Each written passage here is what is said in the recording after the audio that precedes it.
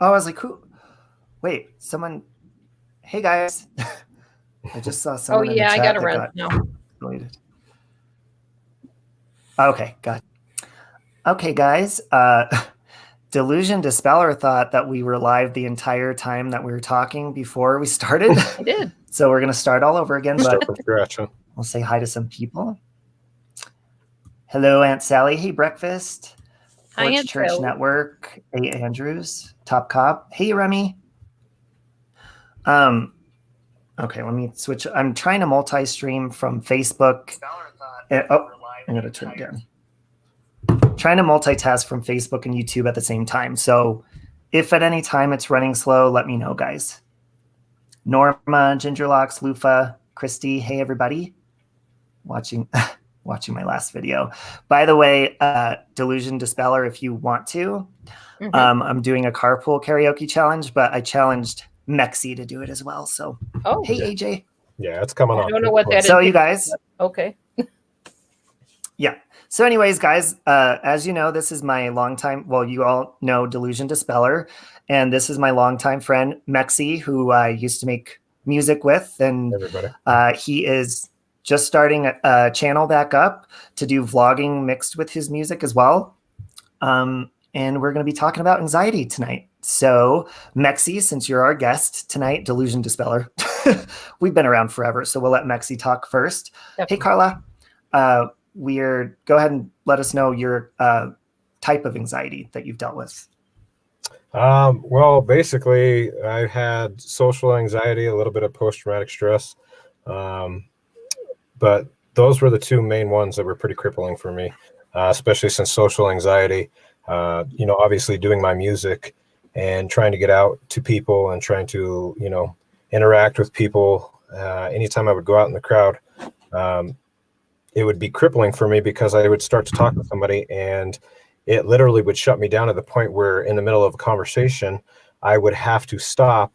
And, sometimes you can't even apologize. You just look like you're rude because you're like, I'm sorry, I have to go. Like you can't do it because it's like so you feel so claustrophobic and it's like your heart starts to pound, you start to sweat, you feel your fight or flight start to kick in and your extremities start to go numb. It literally feels like you're dying. For anybody that ever hasn't felt the actual force of anxiety, like it really is like crippling, like to the point where you feel like you're dying. Your heart starts to pound out of your chest, your extremities start to go numb, you start to sweat.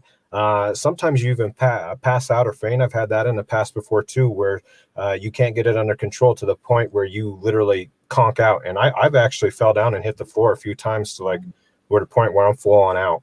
So for me, I didn't exactly know what was going on. It started in my mid-20s, and this is right around the time where I had began my career for rapping, hip-hop, and it started to hit me all at the same time. And I think it was because so much was going on, and I'd never had that. My son was right around the corner, and my music was starting to take off. I had radio stations calling me. I was supposed to go out and meet with the Black Eyed Peas producer, and like just all these things just all at once just kind of started stirring up. And I'd never been hit with so many different things in my life. And at the time I thought, this isn't going to be a problem. I can handle, you juggle things throughout your life and you're like, I handle this just fine. And I think originally what had set me over the top was knowing that I'm going to become a father. What if I'm not going to be there for him? What if I die? What if, whatever the case would be. And there's my son saying hi. I'm not sure why he's on the channel. I told him not to be, but I know. Hey, Cameron. So anyway, but like it's very, you get to a point where you just literally cannot take it. And for those people that you don't know where else to turn, you don't know what else to do. I was in that point in my 20s and I didn't know what else to do. You start to talk to people about it, and you're afraid to let yourself be exposed to that because you think people are going to look at you like you're crazy, you're stupid, you're just being dramatic, just all these things. And there are people out there that will judge you like you're a crazy person, like you have a bipolar disorder or something's mentally wrong with you.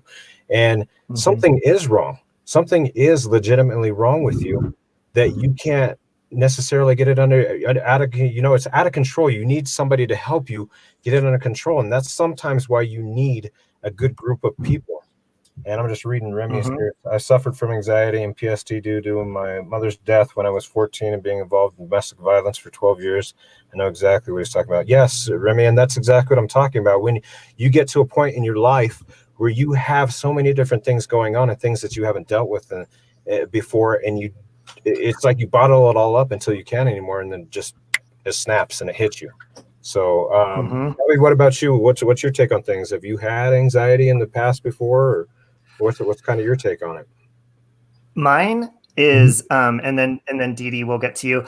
Mine is, I developed a social anxiety, and it's a lot like you said, to the point where people either think you're rude or cocky or something because you run off and you freak out and you have very short conversations with people. But with me, I love to talk to people and I love being around people. But the problem is my body starts to freak out and it gets hot. I start pouring sweat, and I'm not just talking a little bit of sweat. I'm talking soaked. Yep. And when I realized it was a huge problem, it was about 10 years ago, and I was sitting in the seat at a barbershop, and there was a row of seats directly in front of me of people waiting to get their hair cut. And the hairstylist was asking me a bunch of just questions. And a lot of them were kind of personal, like, do you have a girlfriend? Do you have this? Do you have that? And I'm like, I just felt like I was on the spot, and I started pouring sweat. And the worst part about it, that was so embarrassing about it, is she didn't even say anything, but it was very obvious. And she just kept, patting my head. And that was the very, very last time 10 years ago that I got a haircut. I cut my hair by myself ever since. Because when I left, my shirt was soaked. Yep. And it's like when you blush, but your whole entire body flushes and you just freak out. So it's tough because, like what you're saying too, is when you've gone through that situation, it's almost like when you have a drinking experience. Someone drinks too much alcohol, you always have that in the back of your mind. Like you're like, remember that night that I got completely wasted and I was out of my mind, and like it was the worst night because I threw up like all night long, and like you don't want to ever drink that alcohol again because you know the effects of what it did to you. Same thing with anxiety. Like when you go through anxiety, if you've been in a social situation or in a place, like you don't want to be in that person, you don't want to be around that person, that place, or the thing. The same things that had triggered you is the same things that you try to avoid.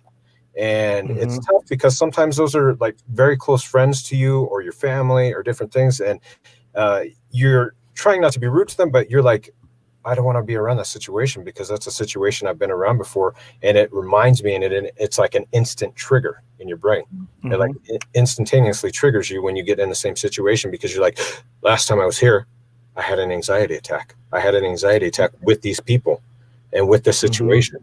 So it's tough because sometimes you, like I say, you don't know what to do. You don't know what to turn to, but there is help out there for everybody. There's things that can work. There's techniques that can work. It does take time. It is not a, save you right now type of thing.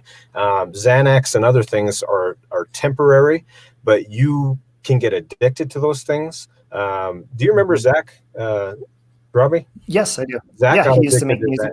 He used to make music with us. He got addicted to Xanax to the point where he was taking 3, 4, 5 bars at a time, and it wouldn't do anything for him.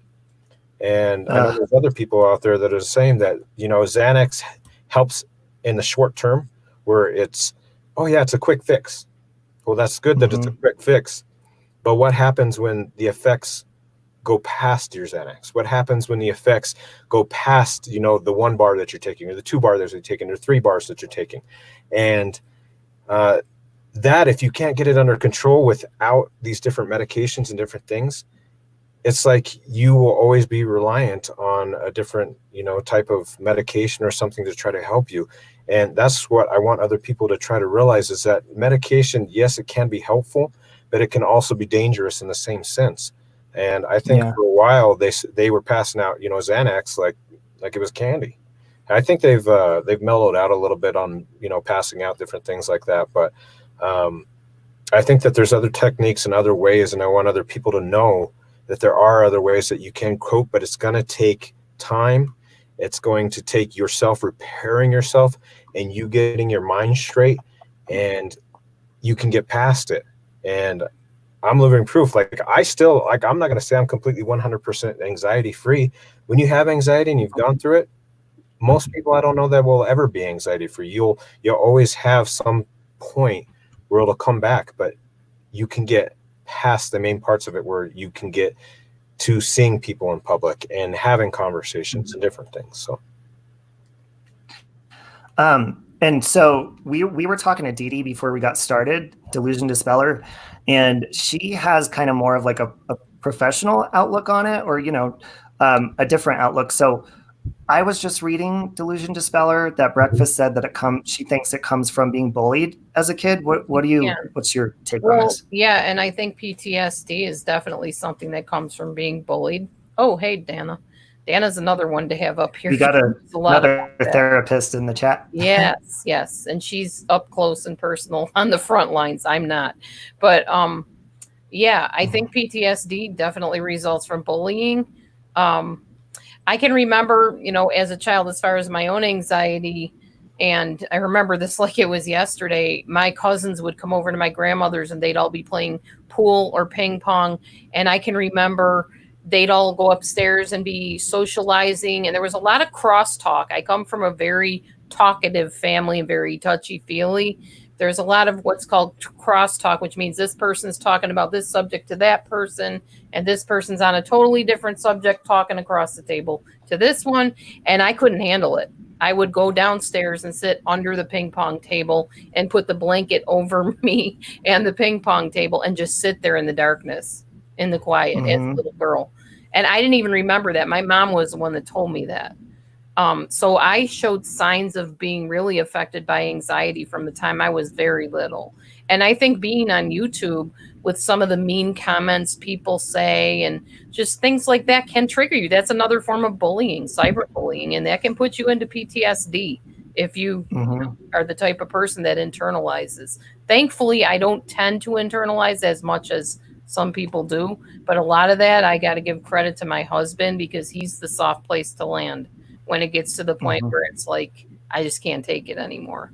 But yeah, right. So pretty much my experience with it. EMDR is great for anxiety and other things, especially for post-traumatic stress disorder. Yeah. And I mean, for me, it definitely does come from bullying or something like that, social kind of stuff. Cause I really don't have depression or like general anxiety. Mine is mainly a social anxiety. Yeah. I used to break out really badly when I was younger, even throughout my 20s. So I didn't like people being close to my face, or, being cornered in a, small area, or just people staring at you, I like distance, and I'm still like that. If people get too close, I back up. Did you ever have an experience, Robbie or Mekcee, where you walked away from a couple people that were talking and you could have sworn they were talking about you as soon as you turned around and walked away? Of course. My whole childhood, I thought everybody was talking about me behind my back constantly. It was like a paranoia. It was very debilitating, because I didn't know who I could trust. I always felt like people were out to get me. And honestly, when you're in that situation, when you actually have that, I really do think that people talk about you. Like when you walk away and you're trying to not be, you're not trying to be short, you're not trying to be rude. You're just in a situation where you feel like you're in a full-on panic attack and you got to get out of that situation. Yeah. And I think the more that some people are accepting, some people are not. Some people don't accept it because they don't understand it. And I think that's part of the problem, is that you have a lot of people that have had anxiety and understand it because they know. And then there's the other side of the coin where the people do not understand it and they just think you're crazy. They literally think, they're like, what's wrong with you? Like, you say you have anxiety, and I think it's just because you're rude. It's not because we're being rude. It's because you literally feel in that point that you're just being suffocated. If someone was to stick a freaking bag over your head and tie it, that's literally what it feels like. It feels like you can't breathe. And when you're in a situation that, may have one, two, just however many people, and you're in that situation and you can't get out of it, and you're like, it just feels so suffocating. And sometimes you have to be short and rude. And I think it's important to surround yourself with the people that do understand you or accepting. They may not have had to go through it, but being accepting of what you're going through and what battle that you're going through. Well, I think a lot of my Mhm. problem too was the era I was born in. I was born in 66. So they didn't even hear about this stuff. You didn't hear anything about anxiety disorders or anything like that. Everything was just ADD. Everybody's got attention deficit disorder, or they're hyperactive. It wasn't even attention deficit till like well into, I think, the 90s. It was everybody's Yeah. hyperactive or depressed. Mm-hmm. So, oh, you're just hyperactive or you're depressed or, whatever. They didn't have these other labels yet. They didn't know what it was. They called me shy. That's what I was labeled as. Oh, she's a shy girl. Yeah, I don't think there was enough studies in that time to No. accurately assess the situation and tell, this is what they're going through, the anxiety. Like, I don't think there was enough information behind it to fully accurately say, this is what it is, this is what's going on, this is, so. Exactly. Well, and painfully shy is a real thing, because I can be very painfully shy. Yeah. And it hurts, like I've told people before that, I love going to the grocery store, and I went to the grocery store, had a full basket of groceries, was there for a while enjoying myself. And I ran into somebody from school that I really wanted to talk to. I really wanted to catch up with them, but my body held me back from doing that. I turned beet red, probably as red as my shirt, not even kidding, and started sweating and panicking. And she probably thought I was extremely rude, because I literally was like, hi, nice to see you, bye. And just, oh, I forgot something. And I made an excuse and just took off. And it's embarrassing. It's more embarrassing too. yourself. When I was a kid, when I was in school, I remember when I was really young, I used to have, I guess it would be considered anxiety. I didn't really honestly even think of that until you brought that up. But I used to be really shy, to the point where I wouldn't want to go out of my comfort zone. If I knew one person, I would always want to stay with that one person, and they would try to go to socialize with other kids. And I didn't want to do that. I didn't want to get out of my little bubble and go start to talk. And then I did the other side of it, where I started doing shows and talking to everybody else. So, as you go along, I think it's important for us to sometimes get out of our comfortable zone and out of our bubble and start to talk to people and get different, just different things, because if you mix it up, you start to get used to certain situations and things. So. Well, I in high school, I always did, musical theater and plays and choir. And that's where I felt comfortable, was on stage. And Mekcee, you can relate to this. When you're on stage, because you've done concerts and performances, and even when I did that performance with you at that concert that one time, that was comfortable. Yep. But it's weird how you can change in like a social, if I was doing a speech or something like that, it's kind of different than like, I don't know, running into somebody. Just, I don't like it. Just like somebody said, Shelly said in the chat, she doesn't like running into people. And that's not a bad thing. It's just, you're uncomfortable that you're prepared for it. Yeah. And I see a lot of people on here on the chat that are saying the same things. They've had anxiety, they've had depression, just social anxiety, or things like they were not comfortable in certain situations. Like garbage can, I walked out on someone else and had to take my full buggy and check out for me. Yes, we completely get it. I completely understand, and I completely get it. And hopefully we can go over some different techniques that will help try to get control on that. Hi, Asphalt Dancer. That's where you need Dana up here for the techniques, because that's her department. And Remy, I don't know if you're still listening, but I put the link in the chat for you. Or Dana, if you want to come on up. I can tell you just briefly, somebody asked, what is EMDR?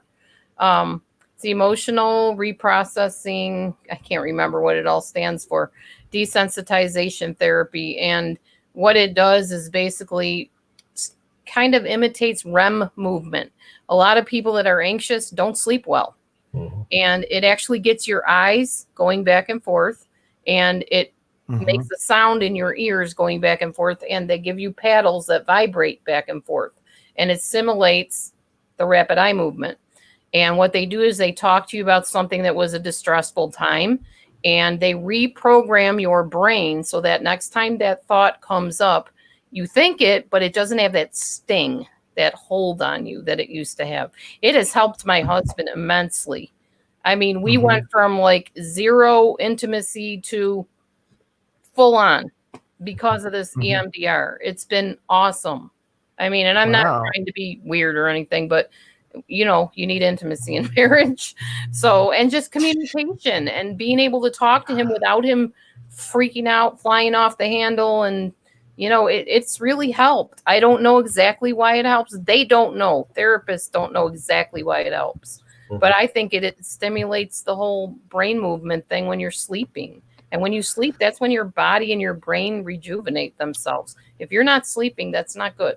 Yep, to coincide with exactly with what you're saying too, I've actually seen several studies, and the doctors have told me several things that coincide with what you're saying, that a lot of anxiety and depression has to do with the way that we sleep. Some people have sleep apnea and aren't even aware that we have sleep apnea.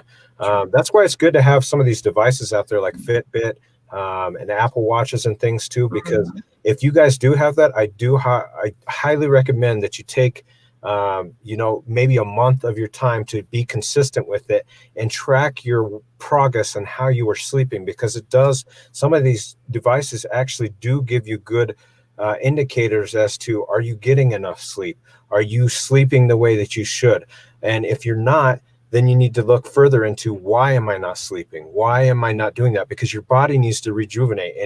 And with the studies that it said if you're not getting the correct amount of sleep and things, it basically sends you into a cycle of your body's already taking what it needs for you to go through your normal daily things. So then you're kind of putting yourself on an empty bar to try to deal with things like anxiety and fatigue and just different things like that. So I know it's the old adage, and they say it, oh, you know, get 8 hours of sleep, but in a sense, they're right. You know, try to get as much sleep as you can.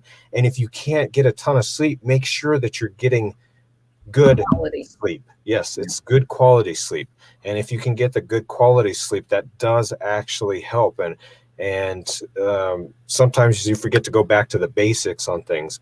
What am I doing? I'm not eating healthy. One of the things that you're supposed to be doing when you have anxiety is, how is your diet? How is your diet? Are you just eating junk food? Are you eating crap? Are you actually eating things that are nutritious to your body? Are you trying to do things that are good for your body so that it can recuperate and get the things that you need?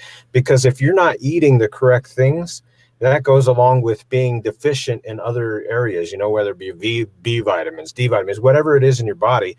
If you are not taking and getting what you need inside of your body, all these things play a factor into your anxiety. So the more you can check off of your list, you know, I know we can't always do them, you know, 100% of the time, but start at the top. Am I getting enough sleep?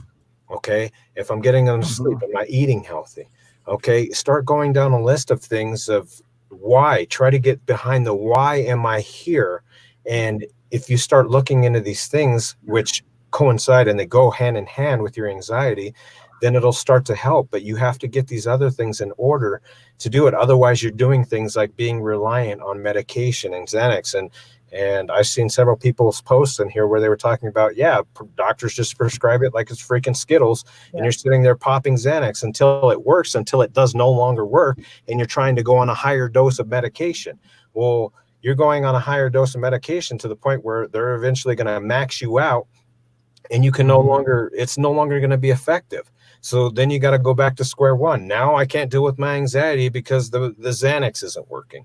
So one of the most important things is to go back to the basics and figure out, why is it that I'm having this in the first place? Am I doing what I'm supposed to? Am I sleeping? Am I eating right? And some of the things that you can do, I'll just start with one of them. One of them is breathing techniques.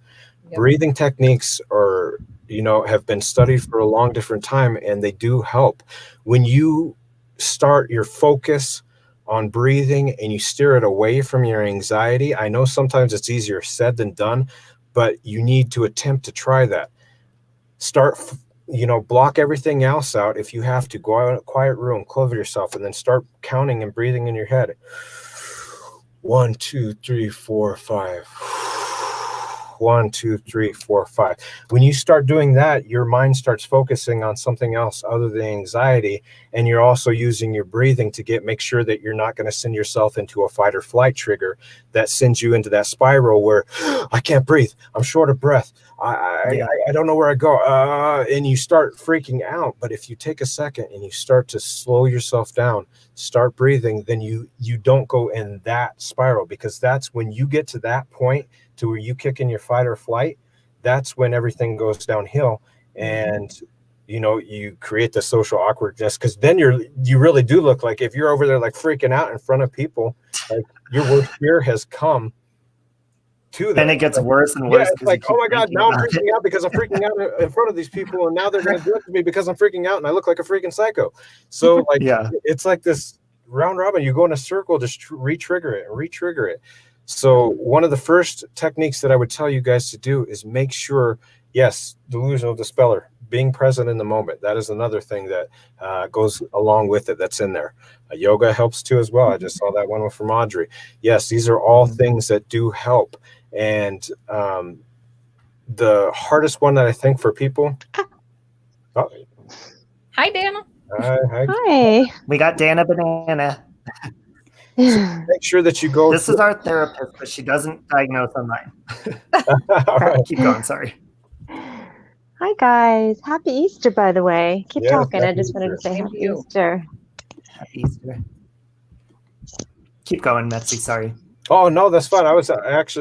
I'm curious to hear what Dana has to say about it. I'm kind of done with my little kick there, but that was my first one, is just making sure that you use breathing techniques. If you're in that situation, a very important thing is make sure that you use the correct breathing techniques, because it will help you from spiraling. If you're already in the anxiety and the panic attack, then it will help calm you down. So if you can keep it from getting to that point where you get so escalated, where you're going in your fight or flight response, that's what you need to do. You need to try to isolate yourself and keep yourself from going in that full spiral, because then things get really bad for you. True. Right. So, Dana, what is your take on this? I think everybody should just smile all the time. That'll work for anxiety. No, all right, I'm kidding. Right. Anxiety is, so this is like my 2 cents on anxiety. So anxiety is a default.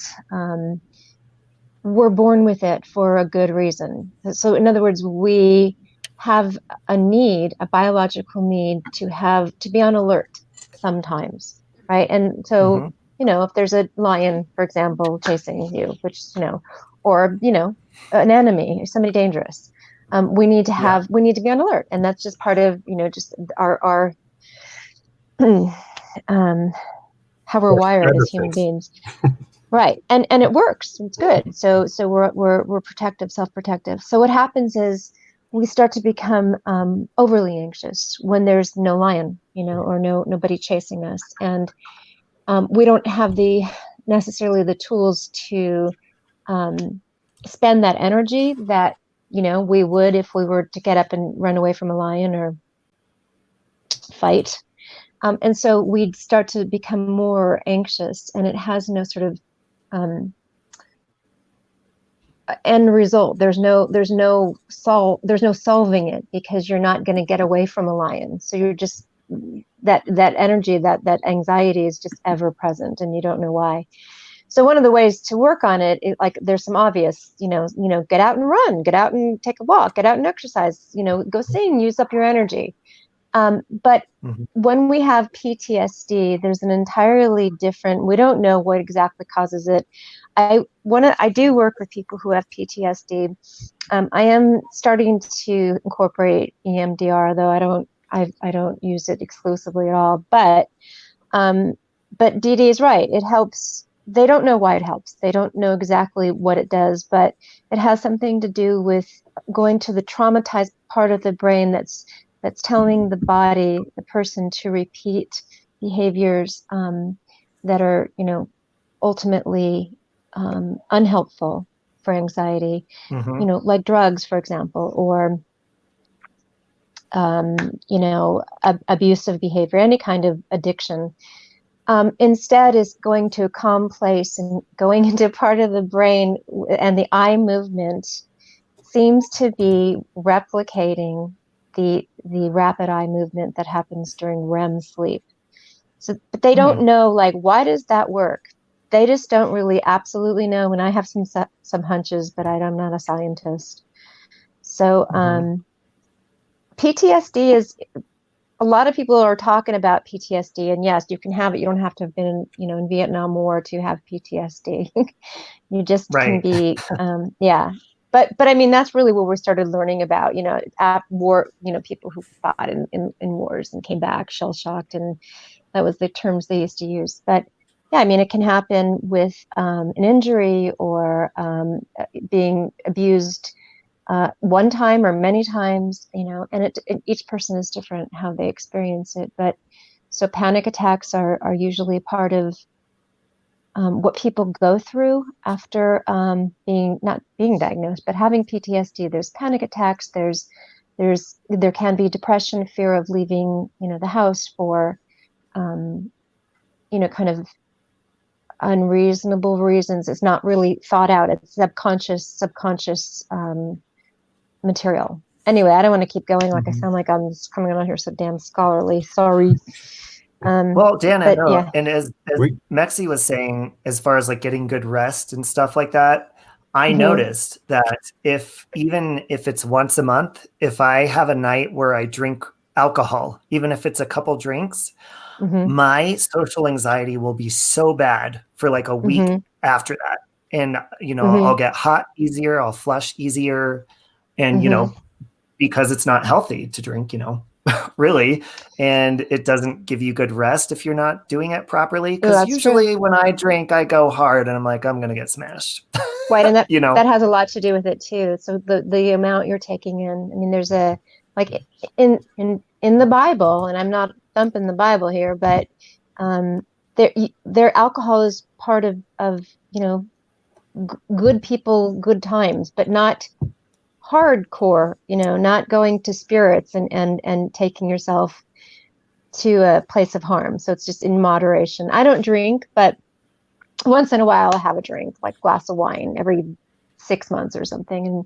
But it has to be just a little bit to enjoy,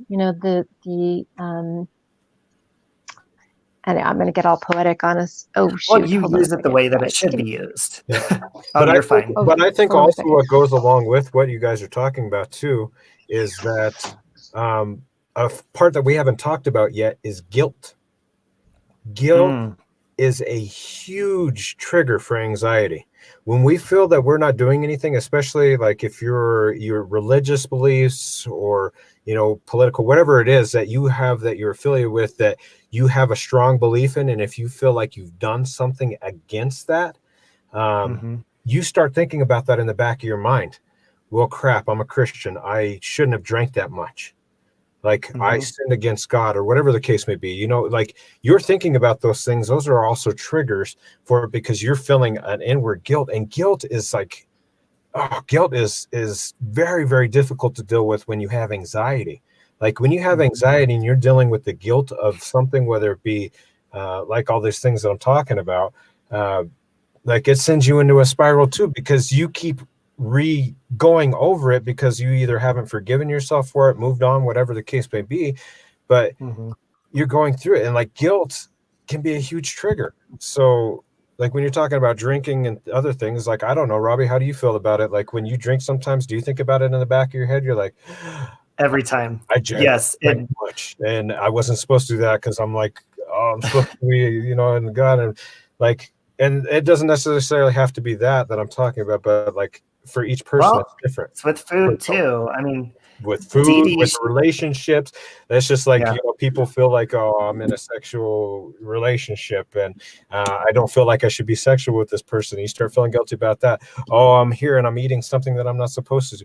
Like there's so many different guilt triggers that we think about. And I think sometimes it's hard to have acceptance. Another one is acceptance.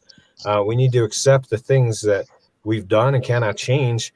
And then we either forgive ourselves or we move on from it. And if we can't do that, that is another one that we're piling on top of this volcano. And it's like we add all these different layers of different things: guilt, being around people that we necessarily feel we shouldn't be around, just different things. Like throughout life, you're always going to go through stuff, and you're going to pile it on and pile it on and pile it on into your volcano. Like another one is you need to make sure, deal with the things that you have before you get to that volcano and you explode out of the top. Because if you're not dealing with the day-to-day life things, and I was just reading Nikki's too. Nikki, I saw your other one too. Like I completely agree with you. It's easier said than done. Nikki had made a comment. It's easier said than done on some of these techniques and different things that you try. Always. Absolutely. Yeah. Absolutely it is. Good hard work, and it is I mean, it's always necessary for like good things to happen. So it's not easy, but it's doable, and it's the payoff is great. Could I say something about guilt, if you guys don't mind? Oh, absolutely.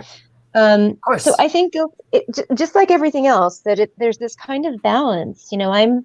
I'm a very lenient mother. My kids, they're good kids. I mean, they're all in their 20s now. They're lenient, but they're lenient. I was lenient with them, and they turned out well. But there's a balance. There's something to be. I hate to say this because it's going to sound crazy, but there's something to be said about guilt and why we experience it. And there's also something to be said about overly guilting and what that, how toxic that can be. But the idea in general that, all right, so I've injured you, I told you off, or I stepped on your toe. Let's just be, pretty primitive there. I stepped on your toe on purpose. And so I'm going to feel some guilt afterwards if I've got a conscience, because I caused you harm. So I can, it gives me incentive to kind of reach back and make it right. Let me hold on. I know I did it. I know why I did it. I know I lost my cool, I lost my temper. Hold on. Sorry, sweetie. And let me try again. I was talking to my daughter. Sorry, guys. I'm in her room. I went here for privacy. But I mean, so certainly with all things, moderation is really essential. I mean, that's true, I think, of drinking or guilting, or being overly, or being lenient, or being strict, with rules. There's a wonderful balance that if we can keep helping ourselves stay balanced as best we can, we will have a calmer and more gentle life, and so will the people around us. So it's kind of striving for a gentle balance. And when we get overly guilty, go, okay, what's that about? Is this really about because I just stepped on Robbie's toe really hard? That wasn't nice of me, but I can't get out of bed because I stepped on his toe really hard. And it's so now my reaction, my behavior is no longer helping Robbie because I'm, or me, or there's no lesson to be learned. I've gone to a dark place. Instead, I need to let this guilt kind of inspire me to reach out to Robbie and go, let me kiss a boo-boo, and you get it, right? And make it right. All right. Yes. Hi, Remy. Uh-oh. Remy, you there? Sorry about that. My you're fine. anxiety has come from, as most people know, my mom got sick when I was 11. She was dead by the time I was 14.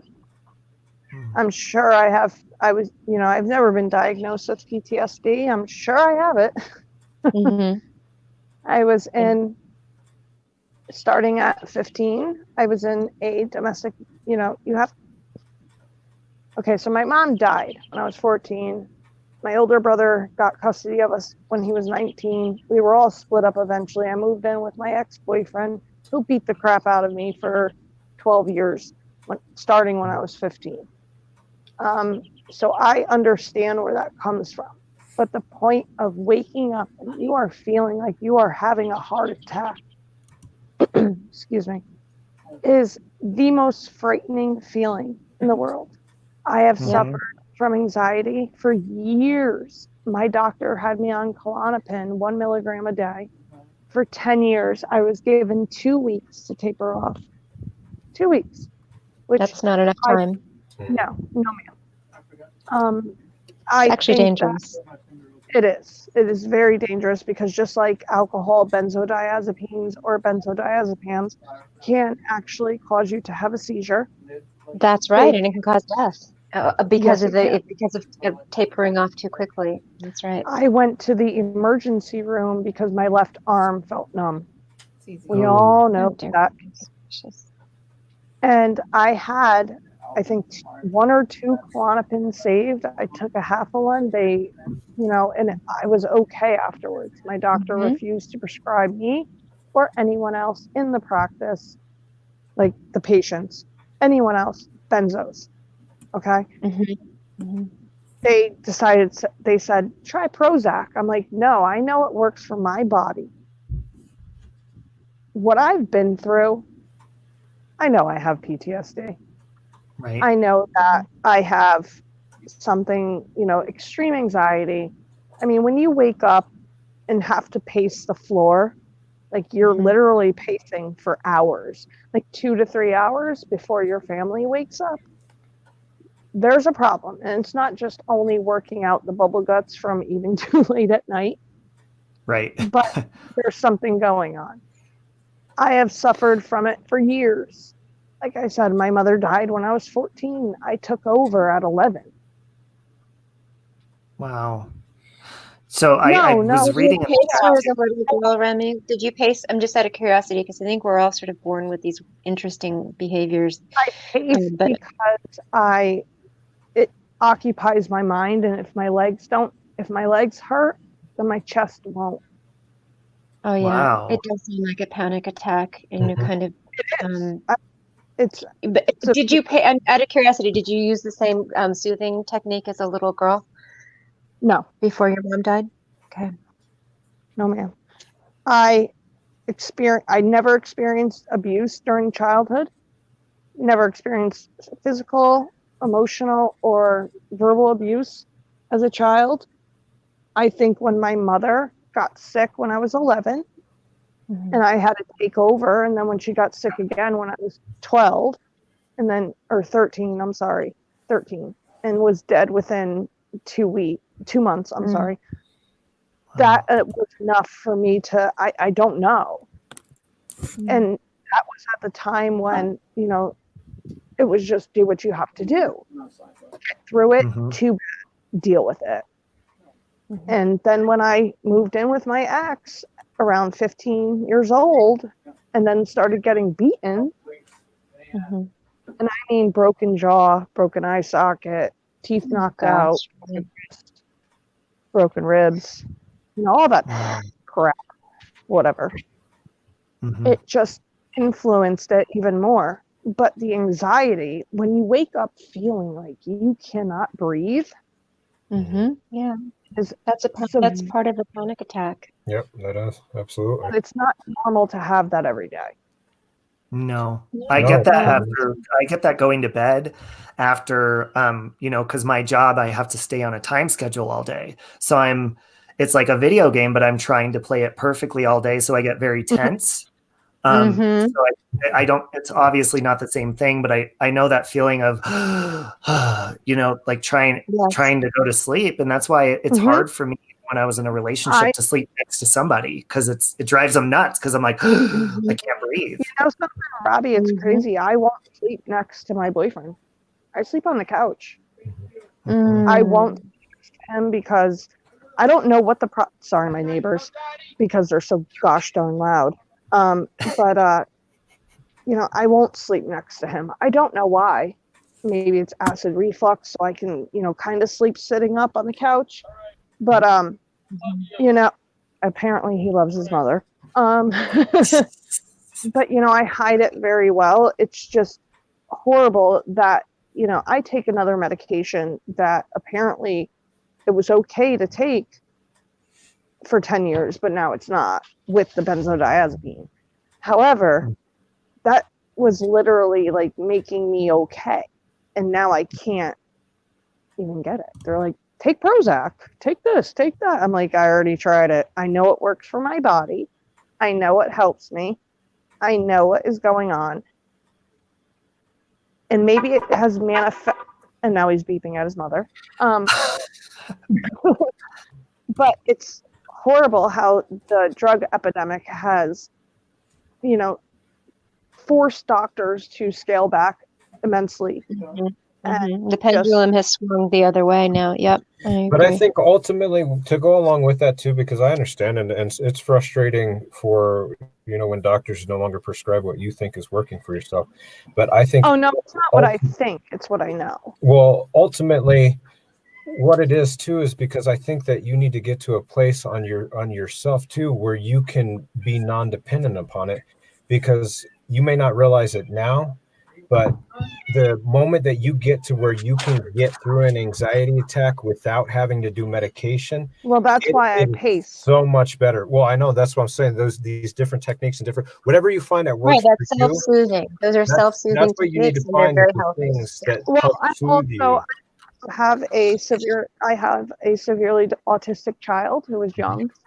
That's tough. That's a lot of anxiety pressure. That's a trigger right there in itself.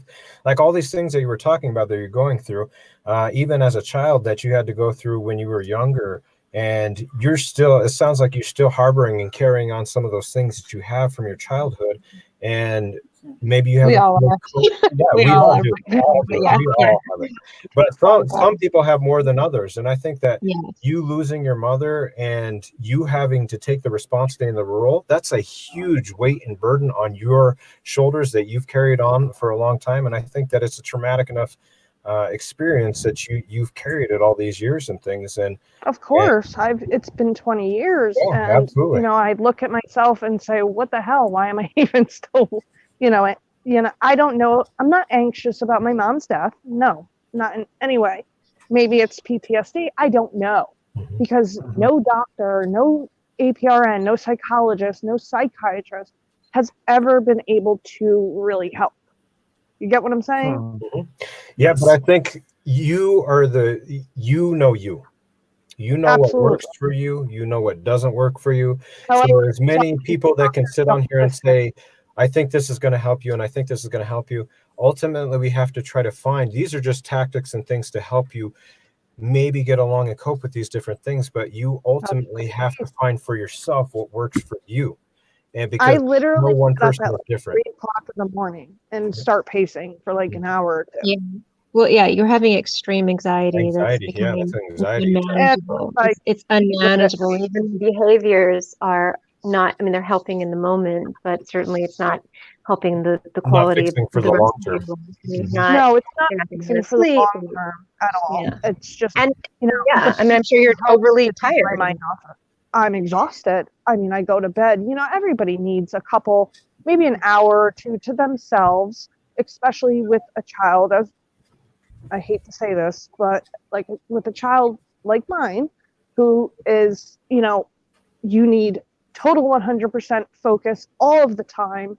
You are basically their entertainment system, etc. It's just, you need an hour or two to yourself. So I'm going to bed at 11 o'clock at night, but I'm getting up at 3, and my child is also getting up at 3 or 4 o'clock in the morning. So I'm pacing, not just to work the bubble guts out because I eat so gosh darn late at night, but to get the anxiety out. Yes. Yeah. But Robbie, thank you. To maybe do the EMDR, that kind of thing, so that you can have some other sort of healthier self-soothing strategies. Well, and there's. I've tried it, and to be quite honest, the pacing, my legs hurt, my heart doesn't. I don't feel the pressure on my chest. It sounds like pacing is it's not a bad thing. You might want to make sure that it's not interrupting sleep, or that maybe you can't make sure of that, but that you're getting, or maybe you know, on that, you know, that infant, you know, sleep schedule where they're up so very early. And yes. But Robbie, thank you for the link. I'm going to hop off just because I have to put my kid to bed, and that takes forever. I end up sleeping I've been sleeping on a hardwood floor for 3 months. Oh my goodness. Kid won't go to sleep with me. Well, he won't go to sleep. He won't go to sleep unless you do that? I'm sorry? You say he won't go to sleep unless you sleep beside his bed? Yep. Right. Yeah. And with autism, it's very different. Yes. So it is what it is. And So that might explain some of my behavior. And I You're recognize rattled. that. You're not, I'm sorry? you're not, I mean, you're rattled. You're not getting good sleep. You're I'm just worried, exhausted. chronically worried about your child. You're trying to make sure he's getting to sleep. You're not getting any sleep. It's expressing itself in I'm just exhausted. All these things Of that you're course you talking are. about, though, Remy, like, is exactly what we were talking about earlier, like the not getting sleep, the not taking care of yourself. And I know it's sometimes easier said than done. I have kids, so I understand. I completely understand. I have one that refused to go to bed until 3 or 4 o'clock in the morning, and then I have to get up at 6 o'clock in the morning to go to work. And it's hard to justify it and say, well, how am I supposed to get sleep when I have a kid? There's certain times and certain periods in your life where it's going to be more difficult. It's going to be. Oh no, we're going on like 6 years. Yeah, well, that's what I'm saying. And he's Regardless of how autistic. long it is, There's a whole other aspect of the fact that he's autistic. It's a whole so much more. It's more. But I think it's everything that you're having to deal with. You're dealing with an autistic. You're sleeping on the floor. You're not sleeping enough. There's so many different aspects to what you're having, and I think these are all contributing to your anxiety and your attack. And of course, I feel for you, and like I honestly pray that you get out of this, because it's a tough. What you're talking about right now is very, very tough and difficult, because you feel probably like there is no help, like nobody can help you. Mm-hmm. I mean, I don't get a break. There is no break. No one that's even willing, because my child is too difficult. And also, Remy, the stuff you're talking about with your mom, and you're saying, well, I'm not, I hate to sound, well, all right, just bear with me for just a moment. I know you have to go, but what happened to you after your mom died sounds extraordinarily traumatic, that you had to do the caretaking for, I don't know, siblings, or that's what I'm guessing you meant. And you had to become an adult. I got sick when I was 11. I took over. My little brother was 2. And then she got sick again when I was about 13. She was dead. She went into a coma the day after my 14th birthday, and then was dead 9 days later. Right. So that's extraordinarily traumatic, and the aftermath of your mom's death too, and who you had to become, you had to step up to be. So you're able to push that in your subconscious mind, but it takes a major toll on your emotional well-being, even if you're not aware of it. It's subconscious. It's behind. Yeah. I mean, so it's one of the things that would be really great is to talk to somebody. Oh, and then being abused, which would kind of make sense that you would choose abusive guy. But I mean, this is really deep stuff, but it would be really good to have somebody to talk about in going into the really depth of who you are and why you feel this way. And I think you'll start to feel better. Somebody and if you don't feel that first person that you talk to, I can't even tell you how many people. Oh no, we're on like person 10. That's what. Yeah. So like I disguise it with humor, as Robbie, I'm sure, and Dana can tell you. I disguise it with humor because I don't know any. Right there. But thank you for the link, and I hope that you guys, I gotta go try to put my kid to bed. I mean, 4 hours on the floor trying to put him to bed.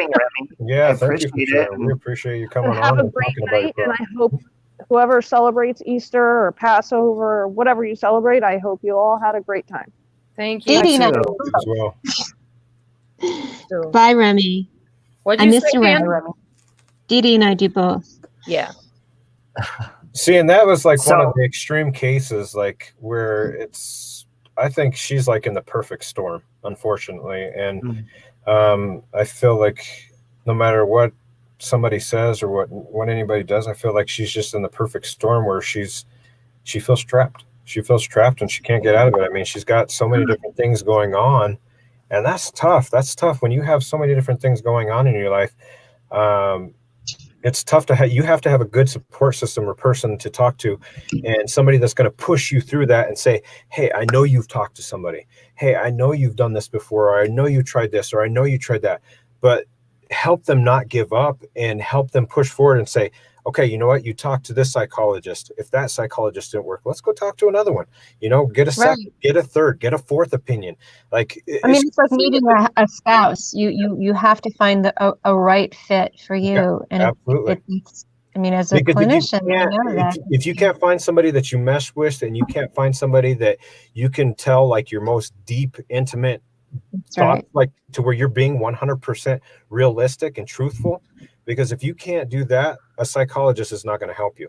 If you're sitting there only telling a psychologist part of the story and you're not giving them the whole shebang of what's going on, here's, ABC all the way up to the Z, go A through Z of what's going on in your life. And if you're only giving them a little section of this book, they're only going to try to help this little section of the book. But you have to find somebody that you can mesh with that's going to say, okay, have we gone over everything that's, that is actually you starting from day one when you were a kid? What do you remember? And it's very important to find somebody, if you are going to take that route as, a psychologist, to find somebody that you can put your full and utmost trust in, that you can tell your most deep, dark secrets and your intimate things and put it all out there. Say, here it is. And if you can find somebody to that extent, because a lot of people don't like to go to psychologists, because honestly, to tell the truth, if we're flat out telling the truth, a lot of us lie about shit. Like, we don't tell the 100% truth.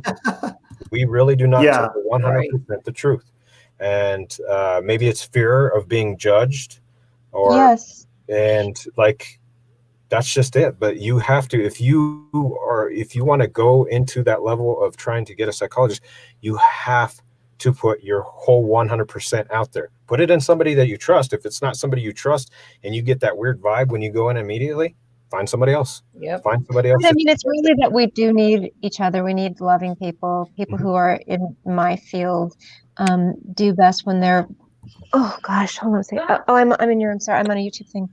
They come in with, I'm sorry, connection and love and willingness to go to a really dark place with, it's not, I hate even using the word client. It sounds so clinical, but with your new person, I'm here with you. I'm going to be here with you. Whatever you tell me, the content of what you tell me is not as nearly as important as the connection we make, so that you can begin the trust that you build between you. Yeah, trust is everything, and there's a relationship here. And if we have to do reparenting, you want to use me as mommy or daddy, or when we can do that because it's natural, it just happens. And you start to kind of heal. It's very good. It's beautiful. It's beautiful to watch. So I was sharing, I know Nikki was going to come up and share her story, but I was showing Dee Dee and Mekcee before we came on. Dana, I'm sure you're probably familiar with 5-HTP. I take this with L-tyrosine because I've never been diagnosed. I'm pretty sure I have ADHD. I mean, that's probably obvious. Never been diagnosed for anything like that. But for my social anxiety, L-tyrosine and 5-HTP is the only thing that helps me. And it's not even like a mind over matter thing, because I've tried so many things, and that's the only thing that I could take it and be perfectly fine and be myself. It doesn't make me a zombie. It doesn't make me feel high or drunk. It makes me feel normal, like myself. Like I want to talk to people, and I'm comfortable doing that when I take it. Right. Yeah, no, I have ADHD too. The way that people with ADHD, and we struggle with focusing. We struggle with reading social cues in groups. I mean, I do. I do, and I have a tendency to ramble, and I'm brand new, so when I read this chat, like I start freaking out. I'm like, I almost get anxiety, start looking at the chat. I'm like, oh crap, I'm over here talking and just rambling on, and I forget to sometimes look over at the chat. Oh, that's okay. So I'm like, I'm sorry, I'm sorry for getting all you guys over there. That's okay. I'm really distracted enough to manage the chat. Like I'll tell you really quickly. I have to go. My boyfriend's like, "Are you coming? We're going to watch our program." But by the way, Robbie, 6 Feet Under. Have you ever seen it? Totally off topic, but great program from the 90s. Okay. I have ADHD. I can't sit still for a TV show. It has to be a comedy that's 30 minutes or I'm done. What you can do is Remy did. You can do it. You can pace anyway. But there's a lot of It's really good. I'll tell you why later. But okay. Very quickly, it's gone. The brilliant thought I had came in and Robbie killed it. It's Robbie's fault. What was it? No, it was my fault. Because I was like, oh, by the way, I just want to tell you this one more brilliant thing, and it's gone. Oh well. I'm talking about ADHD. I know. Okay, it's back. The ability, so people with ADHD, so we struggle with focusing, like the laundry. I did laundry. It's still sitting on the couch, and then I've got whatever. Just certain kind of details, smaller details that some people are terrific with. However, we tend to be, and this is a general statement, but we tend to be really good at hyper focus, meaning I can spend gobs of time researching, color theory or, hair follicles because that's interesting today. And we actually, and it can be very productive if you can get onto hyper focusing in certain, areas. But it's one of those things I want to mention because we do very, very well at hyper focusing, and we're considered peculiar. But like, what is she just still, what's that person doing? They're still kind of obsessing with, today I went on a whole Freudian thing of studying dream theory and I couldn't stop. On this Easter Sunday, I'm studying dream theory and I'm still doing it. And then I hopped on with you guys because I'm hyper focusing. So I want you to pay attention to that. I'm not good at picking up on innuendos in a large group and like people thinking I'm a jerk, because I'm like, really? What do I do? All right. That being said, I'm going to go hop off and watch 6 Feet Under. Go watch it, you guys. You'll love it. You love it. Okay. Love you guys. Bye. Love you, Dana. Bye. Okay. Yeah, thank you. Thank you for coming on. Hi, Nikki. Hey, everyone. Hey, Nikki, have you ever been on a panel with Dee Dee before? I don't think so. I don't think so. Have I? Oh, okay. I don't think so. I never saw you on a panel with me. It's fine. Well, this Bye. is Delusion, Dispeller, and Mekcee. And Hi, Mekcee. Hi, Delusion. Nikki was going to share what she had. Well, go ahead, Nikki. I won't blurt anything out that you don't want to say.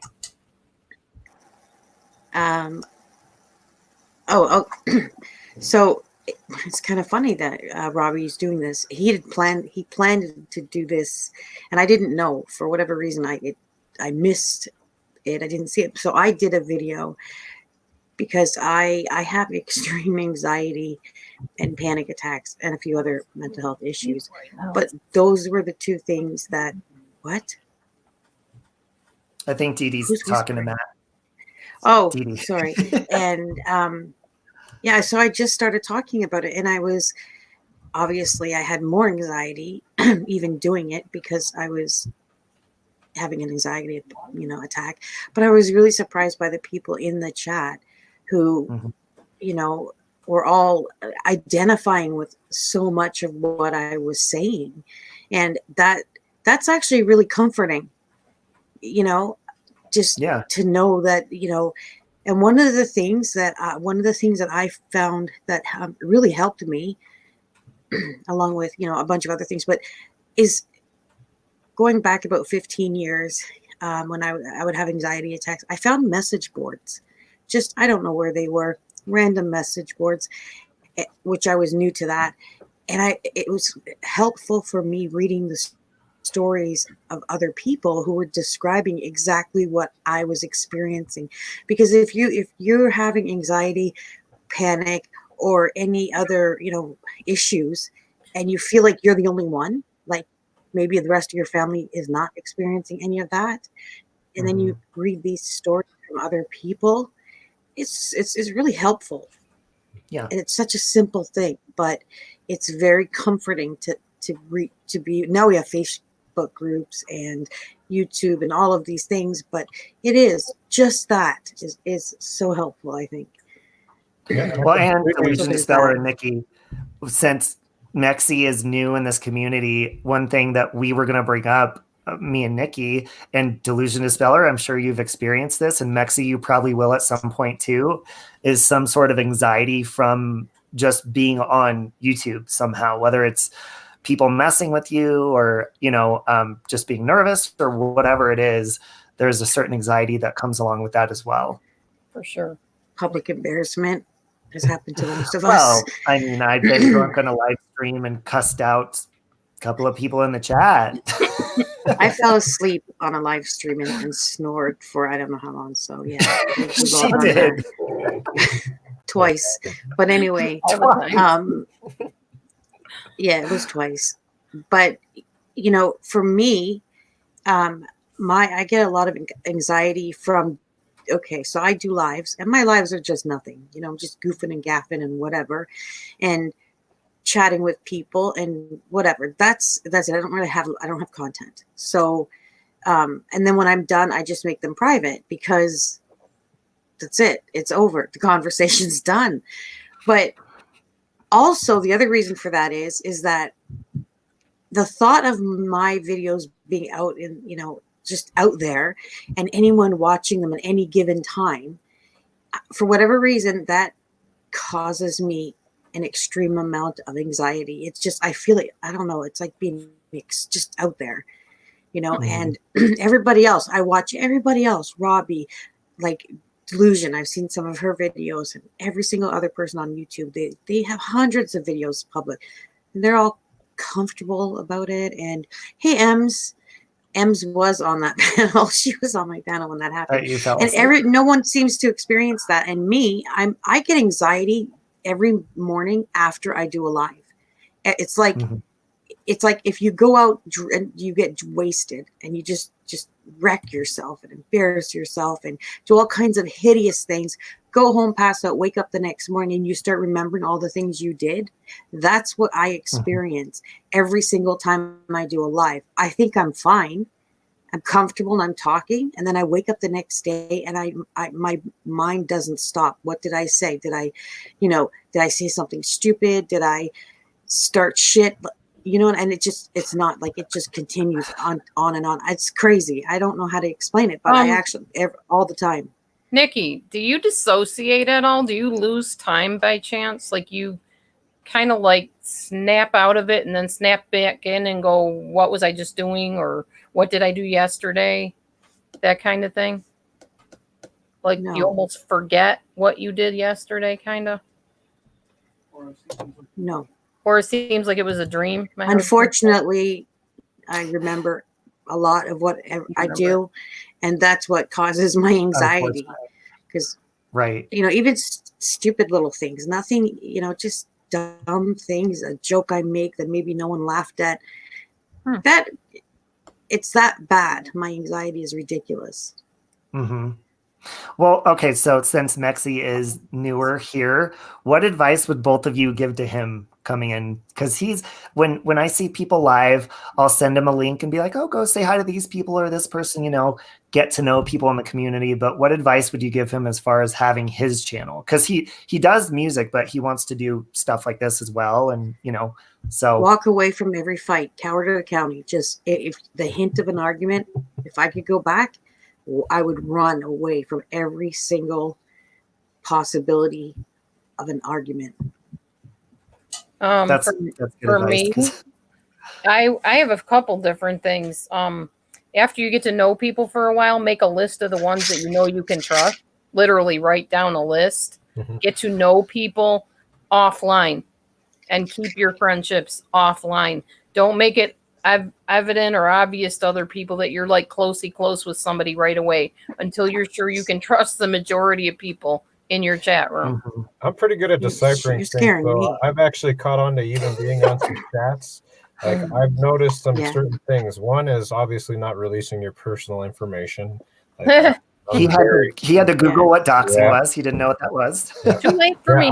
I learned the docs. So I just noticed that sometimes people can be two-faced on here, and I'm okay with that because I think, you know, everybody to a point has, you know, one side that they're on this and one side on that. You know, sometimes we all flip-flop, but I think it's kind of like going along with what you were saying is making sure you actually know who your legitimate friends is. Obviously, me and Mekcee go back, or me and Robbie go back a long time. About me, myself, very long time in real life, not just from like internet, you know. So like me and Robbie, like outside of this and things. So like, I'm sure I'll meet some other people along the way that are going to be good people. But I think that goes along for anybody that goes on here because you're a little bit of an entertainer, honestly, to tell the truth. Is you're getting on here and you're speaking to other people, and maybe you want to put your thoughts and your viewpoints out there to other people, but not everybody's going to agree with you. And I'm okay with that. Absolutely. I am absolutely okay with that. Not everybody's going to agree, and if they disagree, more the merrier to them. That's good. We're all entitled to our own opinions and our own beliefs and our own views. So I don't know. I got a pretty thick skin, and I think being a white rapper from way back in the day helped me accomplish that thick skin, because a lot of people that I would go to these concerts would be of a different nationality, and immediately before I even stepped on stage, you could just hear them. Oh, here comes Cracker going on, jumping on, gonna be Eminem. Here we go. And this was right around the time when, you know, I think you're better than Eminem in my opinion. Toby Mac. I appreciate that. So I think that's that. I think you know, I'm obviously here to try to talk to people, get to meet people, and spread out the word, and hopefully I can help people along the way.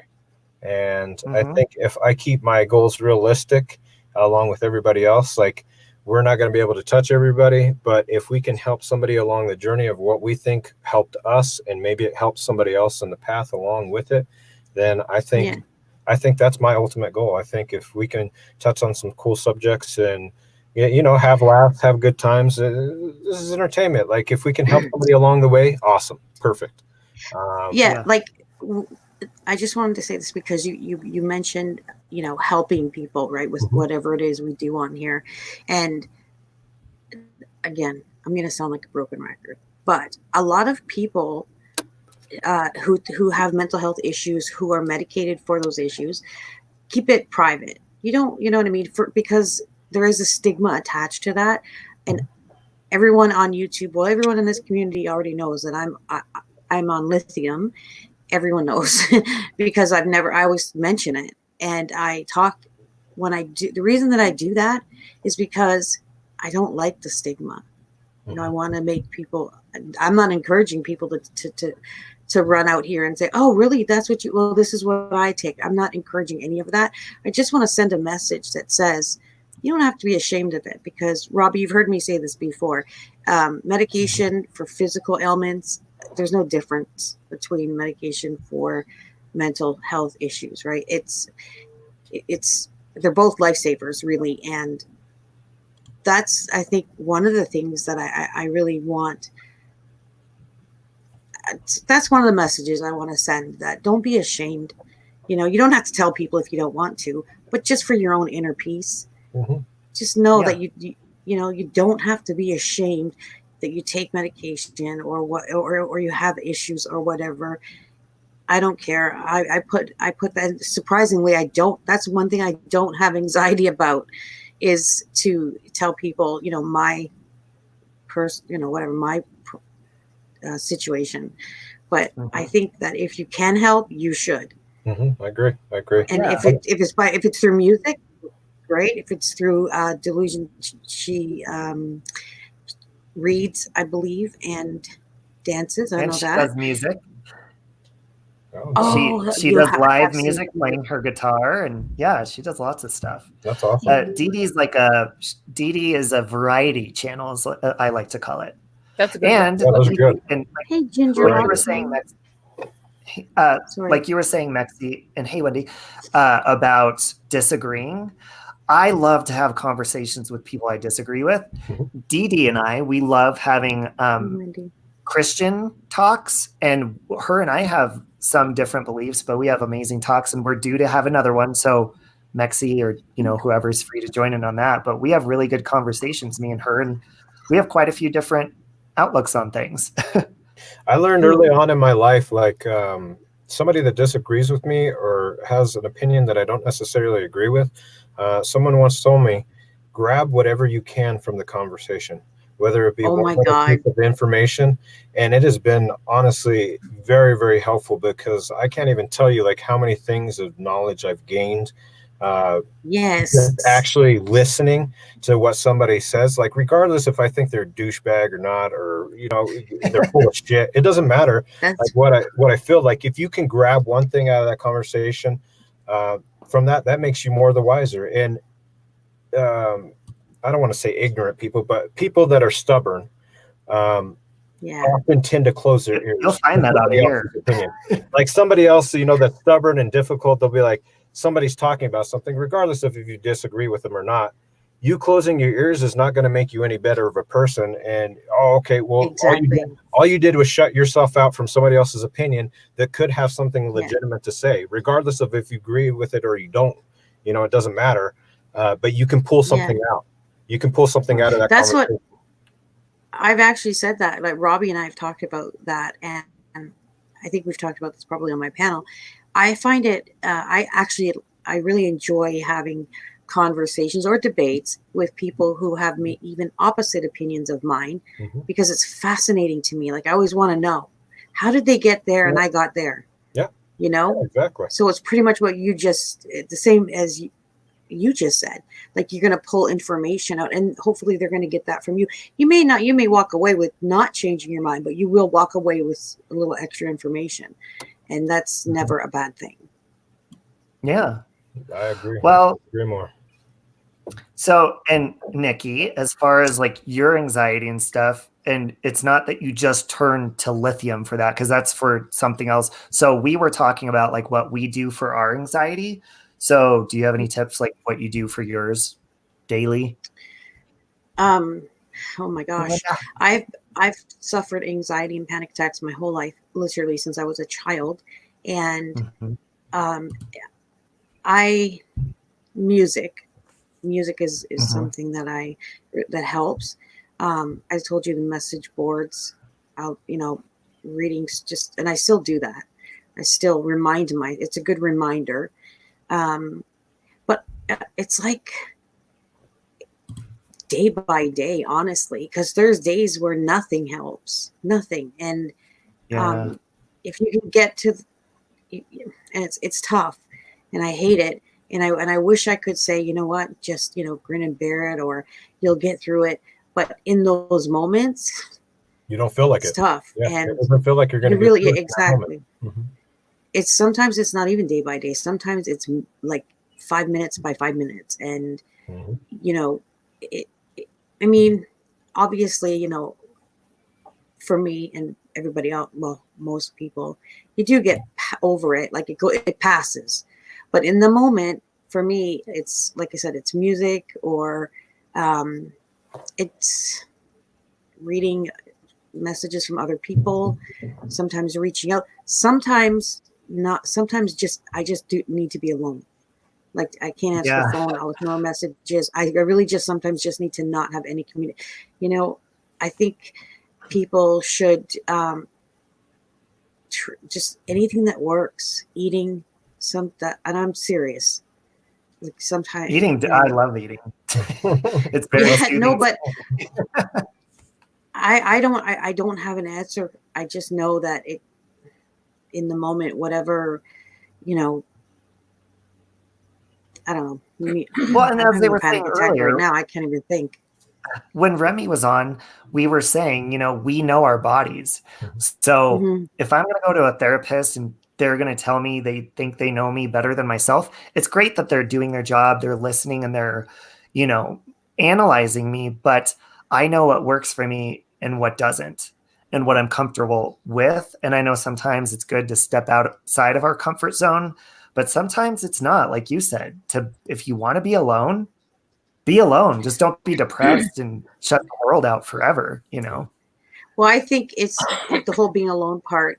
If, is okay for a certain amount of time, but if that shit is extending to days, then I would suggest calling someone, or I wouldn't. Yeah. I don't think I would let it go for days.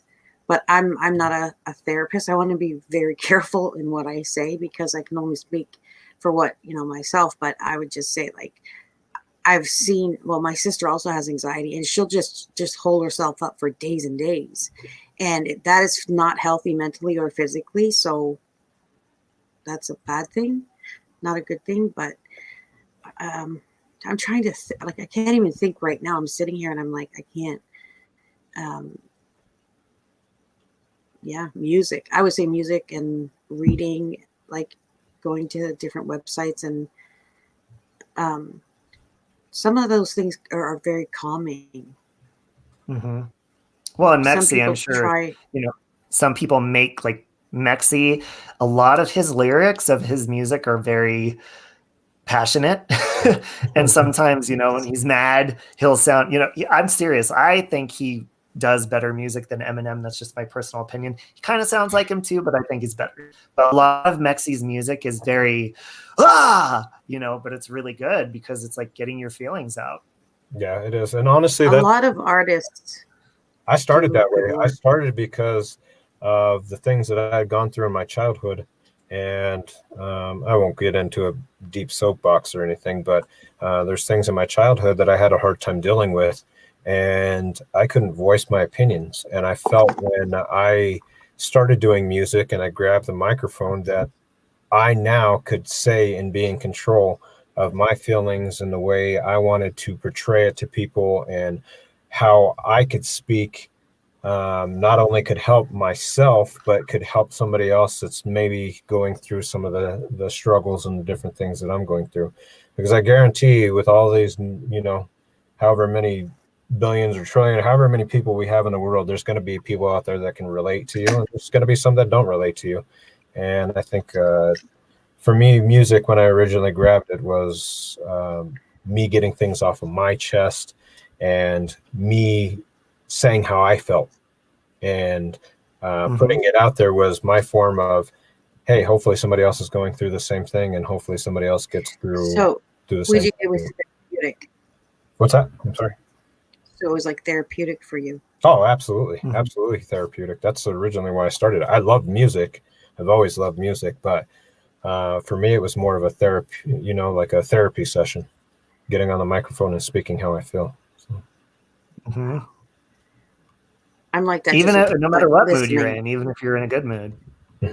Good mood, sad mood, happy, pissed off mood, didn't matter. I'd talk about it. Pissed off usually is like, I think, the best music for me. I think I sound better when I'm pissed off. Yeah. And there's a lot of different feelings, there's a lot of different emotions. That's why I think a very good person that does music and is very well-rounded, I think that they can talk about all subjects, whether it be love, hate, anger, whatever it is. Like, if you're well-rounded, you could talk about all these different things. And I think that's what I found and I loved about music originally, is because you could talk about all the different avenues. I figured out, like, hey, I don't care if somebody thinks I can sing a lick or not. Like, I want to sing, so I'm going to sing.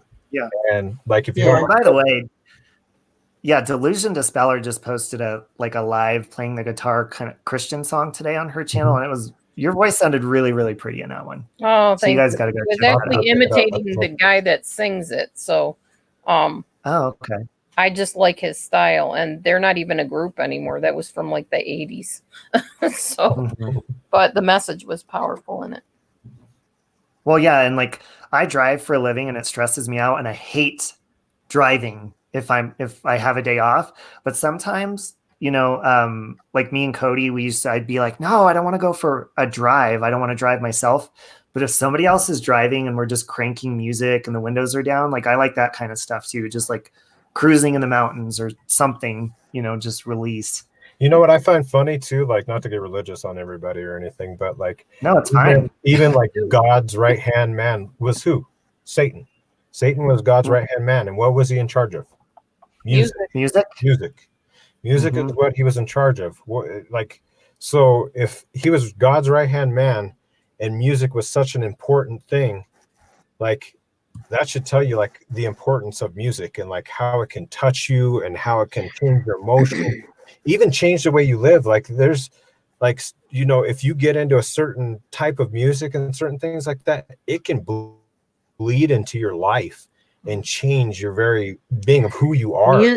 So music is absolutely a powerful force. Oh, it's powerful. Yeah, I think. Well, and as far as, with anxiety and, not to get religious myself, but I feel like Satan has a big part of that.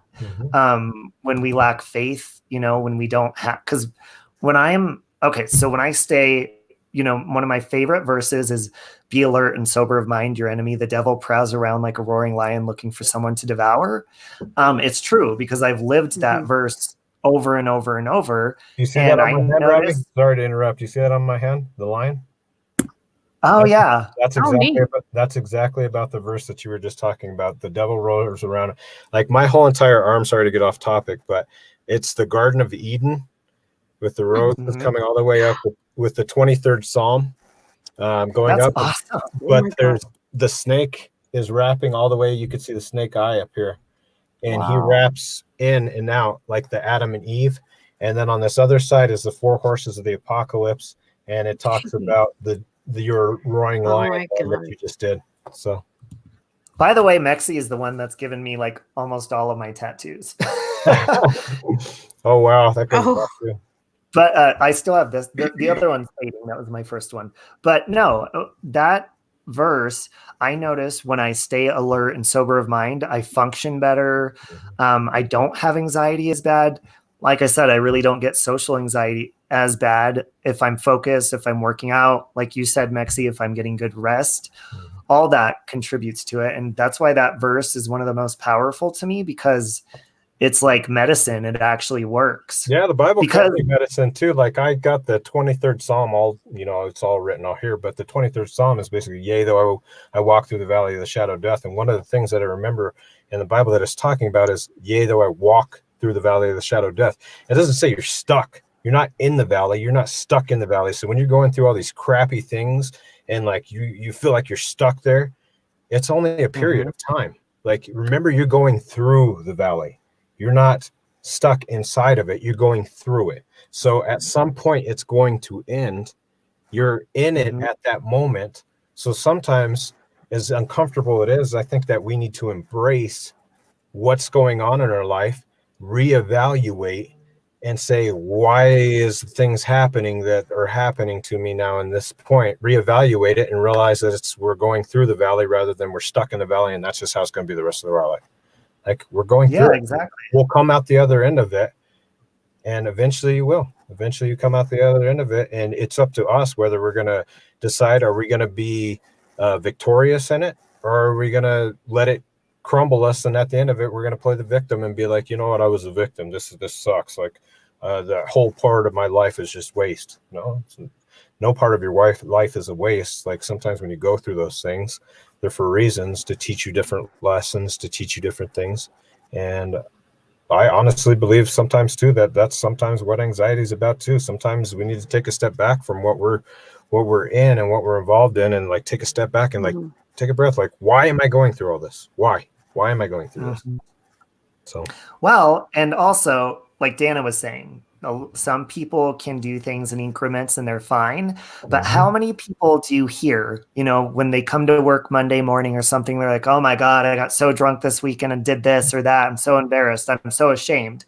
It's because and I'm not saying, oh my God, alcohol is terrible, but I feel like it's a weapon from the enemy. And in my opinion, the enemy is very real. And that's why that scripture, that verse is so powerful to me, because when I have been drunk or when I was on drugs or whatever it is, I'm not myself, and I do things that I normally wouldn't do sober, like scream at people and call them the C word on my YouTube channel. I mean, I scream at them, but I usually don't go that far, or sleep with somebody, I mean, that never happens. Hey, Natalie. But it really does. And I don't know, Nikki or Delusion Dispeller, if you guys have ever suffered from stuff like that or, had problems, but it's true. You're more focused when you're sober and alert. Well, the Bible says that wine is a mocker and a strong drink is a brawler. So there's a reason behind what God's plan was for us. We're really not supposed to be spending most of our time doing that sort of thing. And as I was saying earlier, the wine, for instance, in Italy, my mother drank wine all day, all night. Their wine is totally different than the typical wine. There's very little strong alcohol in it. And I think maybe in the Bible days, their wine was the same. It wasn't as alcoholic as ours is now. Just like man that creates anything these days creates it with a total twist in it, to trigger the dopamine effect and the feel-good hormones. Yeah, I think there's something to that. Yeah. I don't drink, but I do think that a drink, if I were having an anxiety, I used to do that. I used to just have a shot. And sometimes, most of the time, it would help a little bit. But, you know, I don't know how to act right after about 2. So then I don't drink. Well, Mekcee, I mean, when I first started recording music with him, I was nervous to go in and record. I barely knew him at the time. So every time I came in, what did I do, Mekcee? I brought beer with me, or I brought some sort of alcohol to loosen me up and try to make me feel comfortable. But in the long run, the next day, it really makes things worse.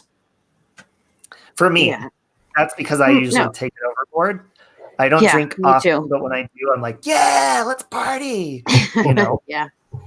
I think I even drank one time and recorded How Great Is Our God. You did. Heathen.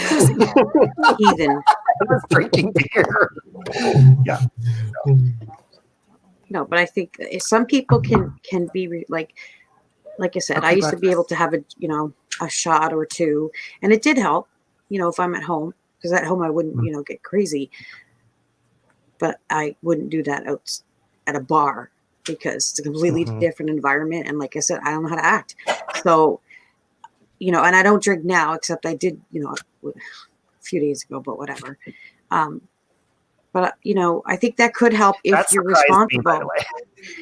Surprised me too, because I don't usually do that. But I've had, you know, and I think with this, you know, the whole everything that's happening now in the world, it's amped up. People who didn't have anxiety before are having anxiety now. Absolutely. All the media and the news coverage, it's, you know, you turn on your phone and all you see is coronavirus, death. Here's the toll, death, toll. Like, and all you do is you consume yourself with that. And like, that goes for anybody even with you know, social things, Facebook or whatever it is. When you get onto it, sometimes you get wrapped up and so absorbed in it. Like, you see the news on Facebook, you see the news on, you know, ABC News, whatever it is that you're reading.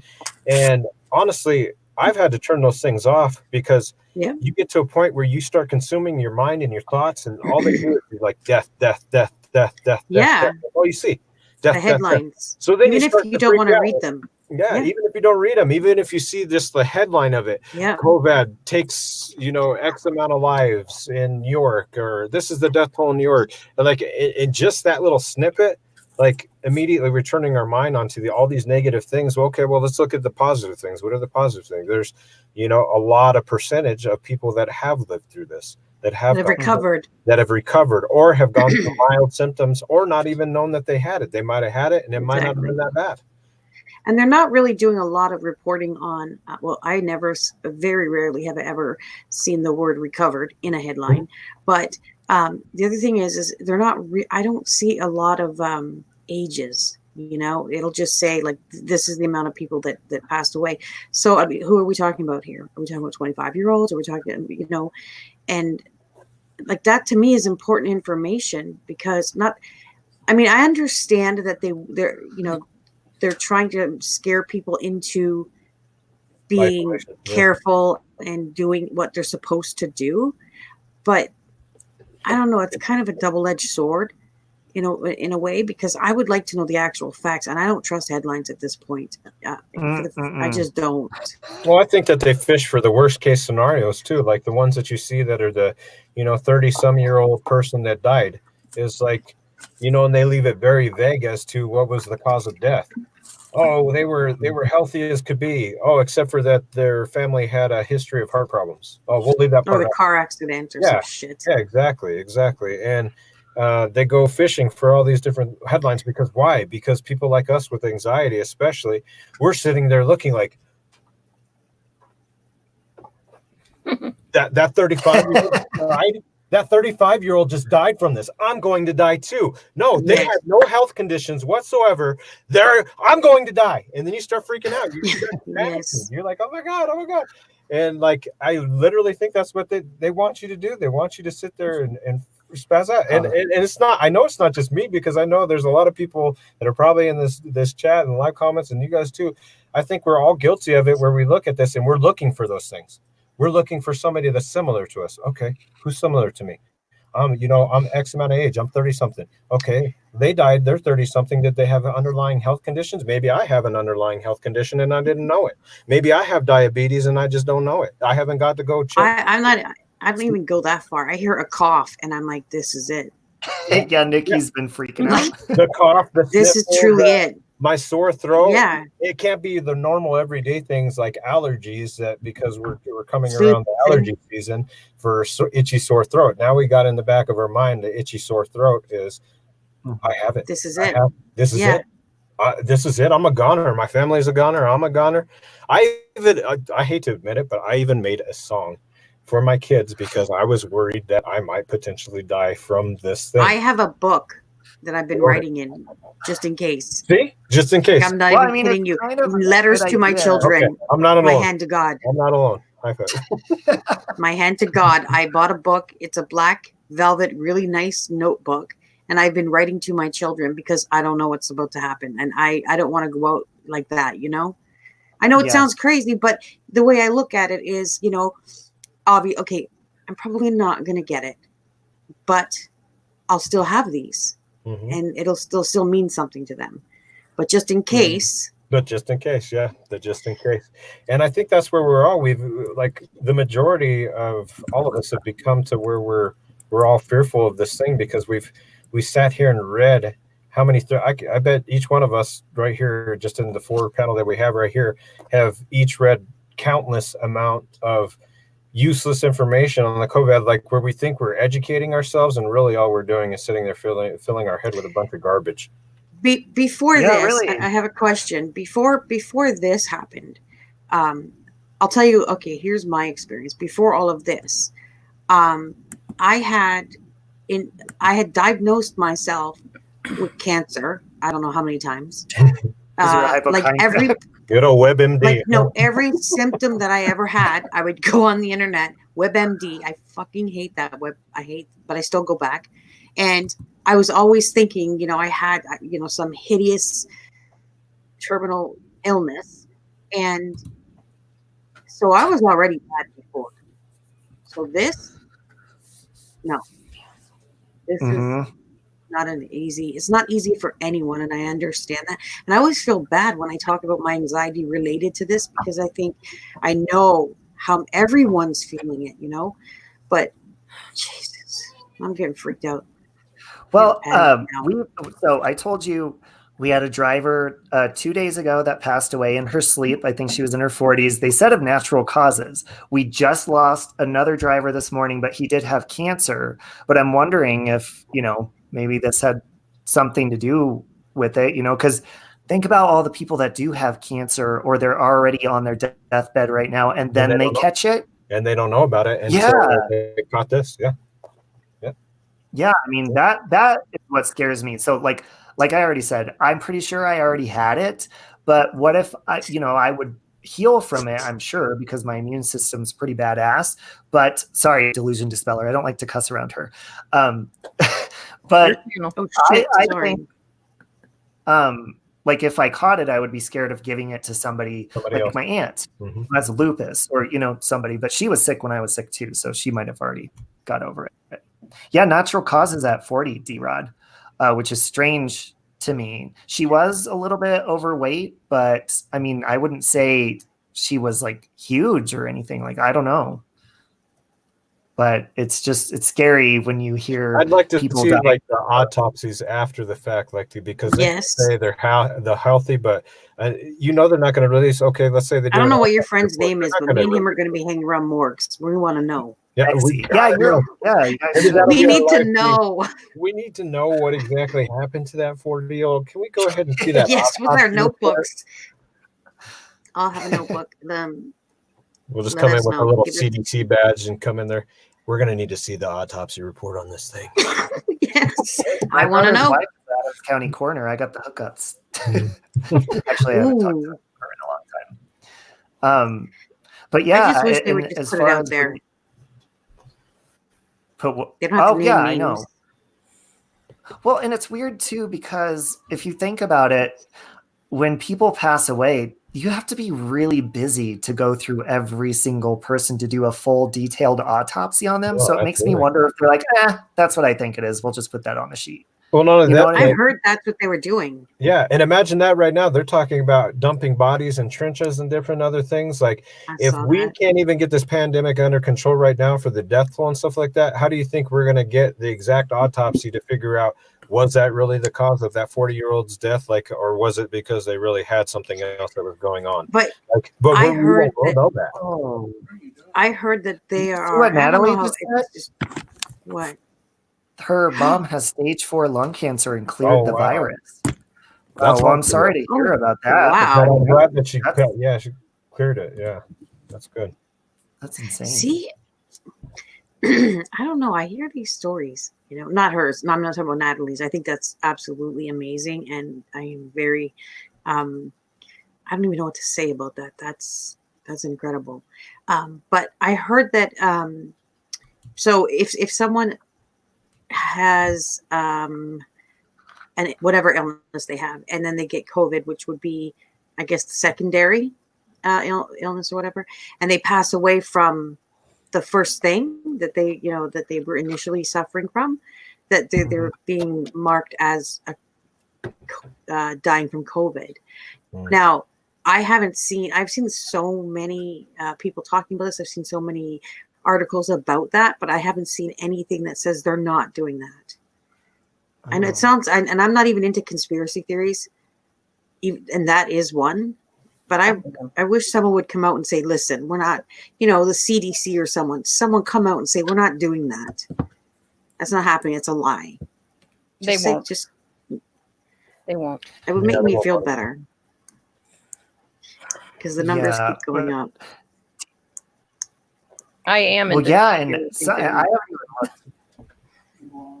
Yeah, I'm really into conspiracy theories, but I heard, and I didn't look, but I heard that there was like on the front page of a newspaper or something that they lined up all of these people that they were burying, I'm assuming in coffins, and it was like, it looked like a field just from the body. I think that was in New York. I could be saw the wrong. trench.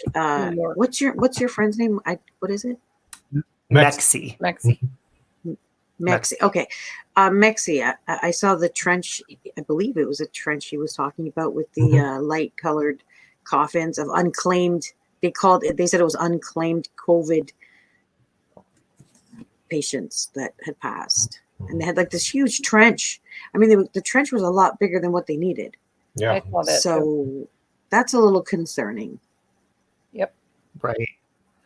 Who are they And waiting for? D-Rod, I'm hoping that wasn't the virus before this came out. But yeah, no, the bodies were like supposedly lined up. I think somebody at work told me, and it was like on the front page of a newspaper or something that they were just ready because they're not doing the funerals. I'll be right back. You gotta. Okay. I had a guy at work and his mom just passed away, and him and only 7 other people can actually be up to, be at the casket to bury the body, and then everybody else has to wait in their cars because the social distancing stuff. Yeah, that's and what do people do at funerals? They all hug each other, True. So it's just, yeah, it's weird that it's hard to think that we can't even, console each other in the time of need. But Right. yeah, or people. There's a lot of people that I hear that their parents are in retirement homes or in nursing homes and stuff, or their grandparents. They can't even go visit them, Right.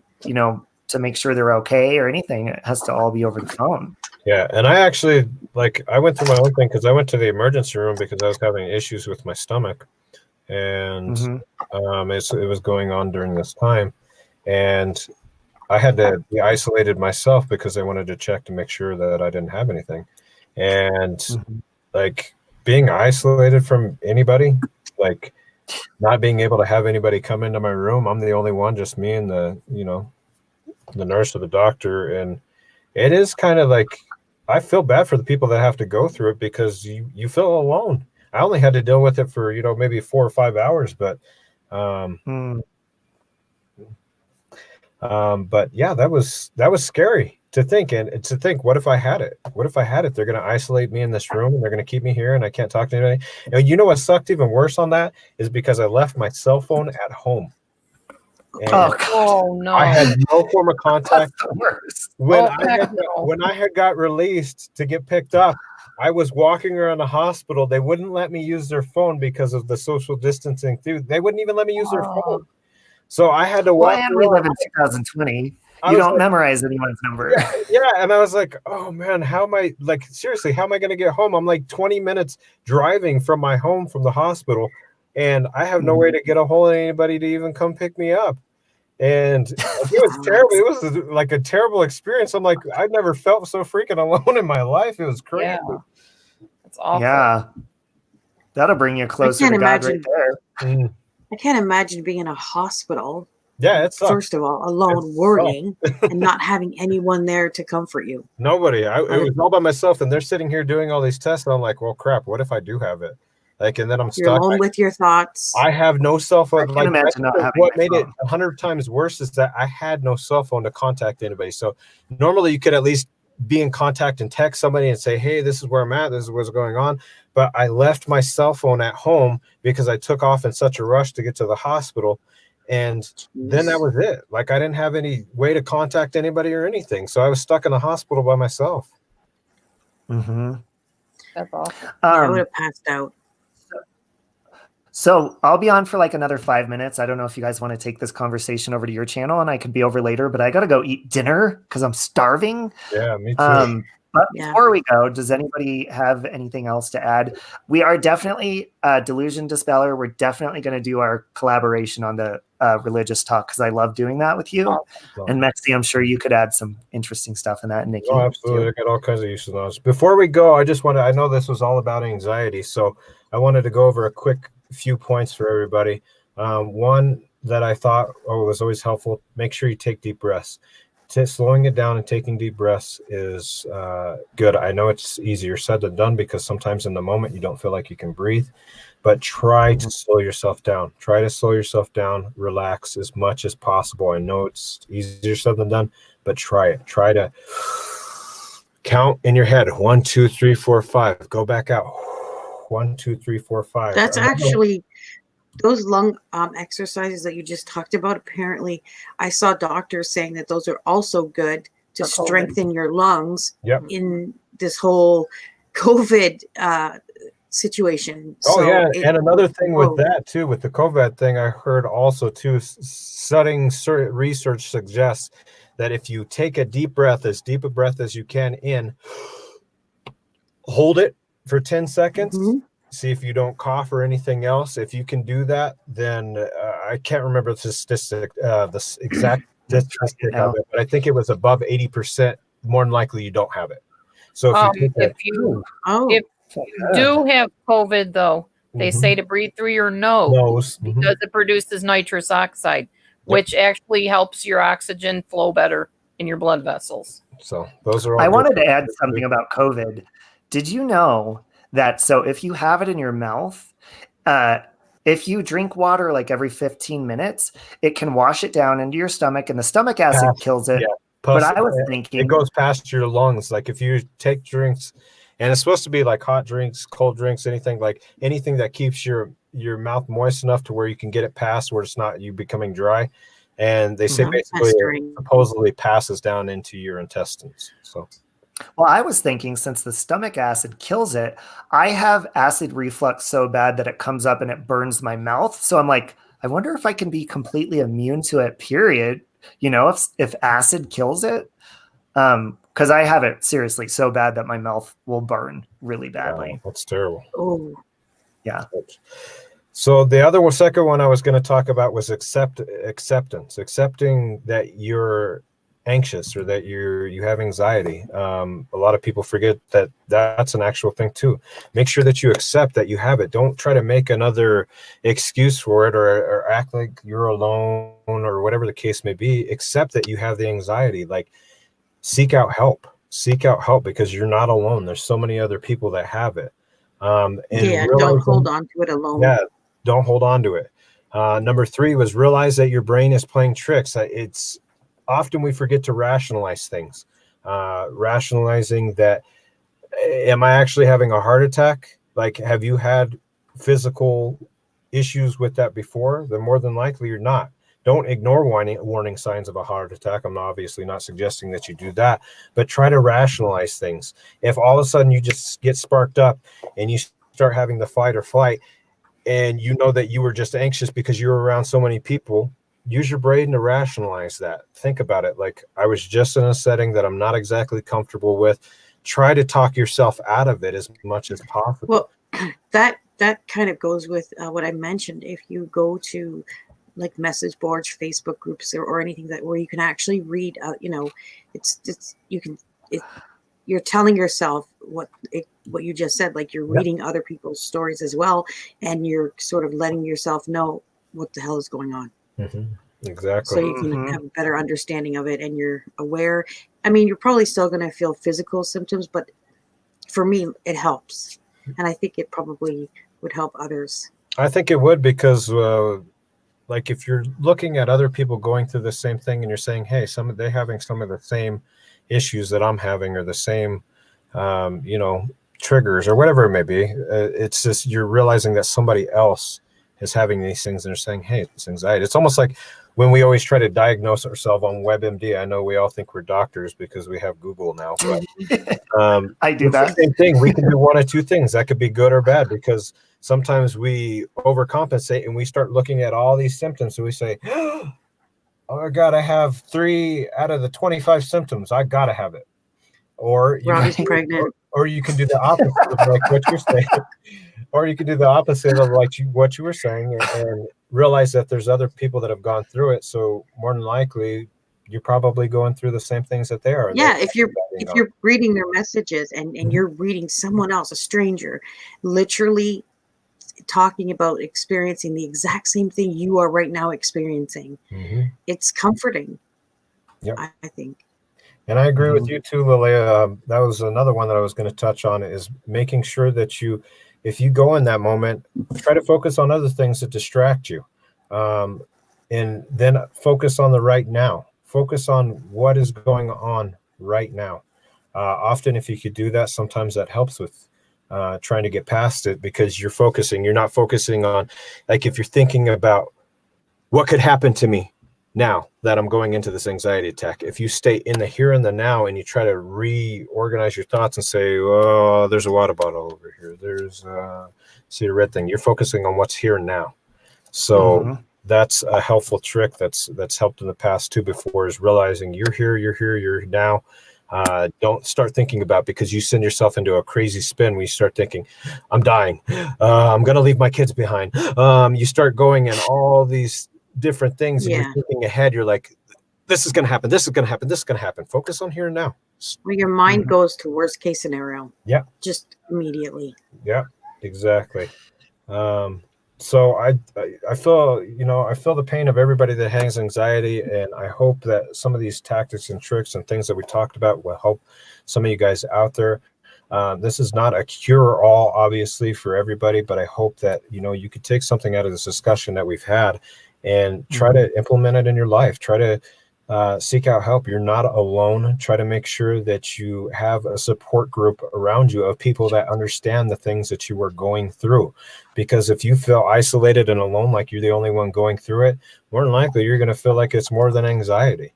And you might not even think it's anxiety. You might think you might have different health problems or issues that are going on. So, well, if you think you're the only, if you're in that situation and you think that this is only happening to you, I think that just emphasizes your belief that something is wrong. Whatever it is you're thinking, that something is wrong with me. It's real. Yep. Yeah. Wow, Delusion Dispeller. I didn't know you had seizures. Yeah, petit mot. Wow. No. Wow. Is that from stress? Is that what causes those? According to my psychiatrist from years ago, he believes it went undiagnosed, and that I have a dysfunction in my temporal lobe of my brain, I guess. It misfires. And that's why I often would hook up with abusive people, because the reasoning center of my brain doesn't always work right. It's not firing right. So the reason I knew that, and fluorescent lighting just about kills me. It's awful. It feels like somebody from a spaceship is boring a hole through my head if I'm sitting under a fluorescent light. It's terrible. That's funny. It burns my skin too. Yeah, there's not many places I can work, like office settings, because of those lighting. That lighting, I can't work under it. My anxiety used to be so bad from those fluorescent lights. I used to work at a trucking company a long time ago, and anytime those fluorescent lights would go on, it would honestly trigger my anxiety. Like I would see them fluctuate, and you can't focus on it. All you think about is you start thinking about your pupils dilating, and you start thinking about your heart going woo, woo, woo, and then you start going da, da, da, da, da, da, your heart starts pounding on your chest. So yeah, absolutely. Those can be a trigger. I've actually had those be a trigger in my past. So yeah. So in doctor's offices, I don't do well because what's in doctor's offices? Fluorescent lights. Fluorescent lights, yeah. And it's torture for me to go even to like a clinic. I hate it because they all have those stupid lights on. My husband, if we go into the hospital, he asks me to turn the lights off because they automatically turn those blaring lights right on in your face. So I go over to the wall and switch them off, and they come in. Why is the room dark? Yeah, everything dark. Yeah. And I open the door when the doctor closes that door and they leave you in. Oh, me I too. open it back up because I'm like, claustrophobic. Yeah. Yes. Yeah, because that's what I don't like about the medical community is they are not trained to deal with the fact that everybody is an individual. Just because you can put a few patients in a room and blare the lights on their face and it doesn't bother them, it's really irritating me that you're doing this to me. Or you're out there talking about gossip when I'm in here ringing the bell for you to come into the darn room. It's just they really need to get with the program with training staff and stuff like that in certain hospitals. It's really irritating to me. They need to find out what triggers people. You know those little bracelets? They need to make trigger bracelets where you can write down, I hate repetition, cannot be on your fluorescent. Oh, shit. I don't like people confronting me. Yeah, I want my own. I'm going to make my own. Bracelet. I'm making my own. I don't care. I'm getting my own. I might even do a t-shirt. There you go. Yeah, there you go. I was going to make a bracelet. Speaking of bracelets, I was going to make a bracelet one time. I thought I had this most ingenious idea, and hopefully somebody goes out there and steals it and makes it because I'm obviously not going to do it. I called it, this is only, I think, flaw of them because somebody told me it sounded like a porn name. I called them love rings, LUV rings. Oh, it's like a porn. That does sound like a porn name. But it was like, you remember those like Lance Armstrong rubber bracelets that they had? Well, they have technology where you can set like different distances. And I was going to say a mom or a father can wear one of them and set a radius of where their kid is. And then the other kid would wear it and it would vibrate and start to chime if the kid was outside of the radius. Wow. So, I had one of those for my son, but this is like 30 years ago. Well, did they have one that created like a radius for it? Yeah, it was it was a bracelet that he wore, and then it was like this, it looked like an old one of those brick cell phones. And it was like brown, and I can't even remember how it worked, but yeah, it was something similar, but not as easy or simple as the one, bracelets. He had a bracelet, but the other part that I had to carry with me. Yeah, big old brick. Yeah, luckily the technology came so far along, but I don't know. I just thought it'd be a great idea. But when you were talking about the bracelets for the different moods, it made me think about that. And I was like, oh, yeah, I forgot about that. Like, I swear I was going to become a millionaire from that idea. But the things we always come up with and then we don't do, huh? We don't follow through with. When I was younger and like 20, hey, Ty, I seriously thought that I was going the same thing. I thought I was going to be like a billionaire because I had this invention of like some kind of clip or pin to hold up your towel after a shower. I'm so embarrassed. I can't even believe I just told you guys that. But I remember thinking about that. It's like the greatest idea in the whole I have that problem all the time. I thought I would sell billions. And then now that I'm older, I'm like, what a fucking doughhead. Like, what? Yeah, and there's so many things that nowadays I'm scared to, even if I have an idea in my head, I'm scared to Google it because I'm scared Google's going to pick up on it and steal the idea from me. I've honestly thought about that in my songs. Like, I'm like, anytime I email my songs to myself, I'm like, someone's going to tell. Because I swear, I've had it happen where I've emailed myself a song and then like maybe 3 or 4 months later, like a super famous artist has had one that has been like along the same exact thing, even like the same type of lyrics. I'm like, no. So See, yeah, I have my own conspiracy about that. since I started like making my own music by myself, I would rather, like, if I was to make a song, I'd rather like write music rather than perform it, because I feel like somebody else could perform it better than myself. But I would love to just write music and just like sell it, you know? That would be how a lot fun. of artists started out. Even like Bruno Mars is one of those people that started out like that. He wrote music for other people. Yeah. But guys, if anybody wants to drop their channel link in here, I'm sure a lot of people know each other, but so that Mekcee, so that Mekcee can come back and click on your links in the chat and go subscribe to you and you to him. I keep putting his link in the chat. But does anybody else have anything else to add? Oh, and I put new, I made spring merch if you guys want to go check it out. I put it in the description of the video. I did little Easter egg rabbit things and stuff, knocking fun at myself. I will definitely check that. I apologize. I had so many ideas of what I wanted. No, I had so many ideas of what I wanted to talk about, like what I wanted to say, but I'm like, I'm having anxiety right now because it's like rush hour in my house. And Robbie, you already know how loud it gets. And I'm sitting here waiting for like my kids to come barreling down to, you know, it gets hideous around here. Sounds like a bar. Right. And my mouse has been over the mute button because I can hear them. So I wanted to say before we go, the Shamrock Pixie, she's like in this community a lot, but she's more over, I don't know if you guys know Norgus R, but she's a great channel to go to as well. She has conversations like this. I'm sure Mekcee and Nikki will link up, and Nikki does panels all the time, Mekcee, so I'm sure you're always welcome on her panel, and Delusion Dispeller as well. So I put Mekcee's link in the chat. Again, you guys know Delusion Dispeller and Nikki. Click on their names if you don't follow them already. But I look forward to having more conversations like this. And I love you, AJ.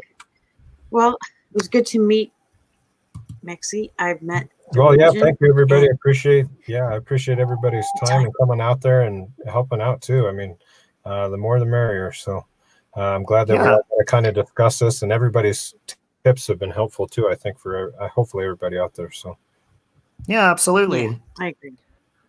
All right. Okay, guys. Well, I'm thank gonna you. leave. All right, thanks, guys. Thanks, everybody. Thanks Take for care. watching. Thanks for having me on. Have a good one. Thanks, darling. Have a good night. Okay, Bye, guys. bye.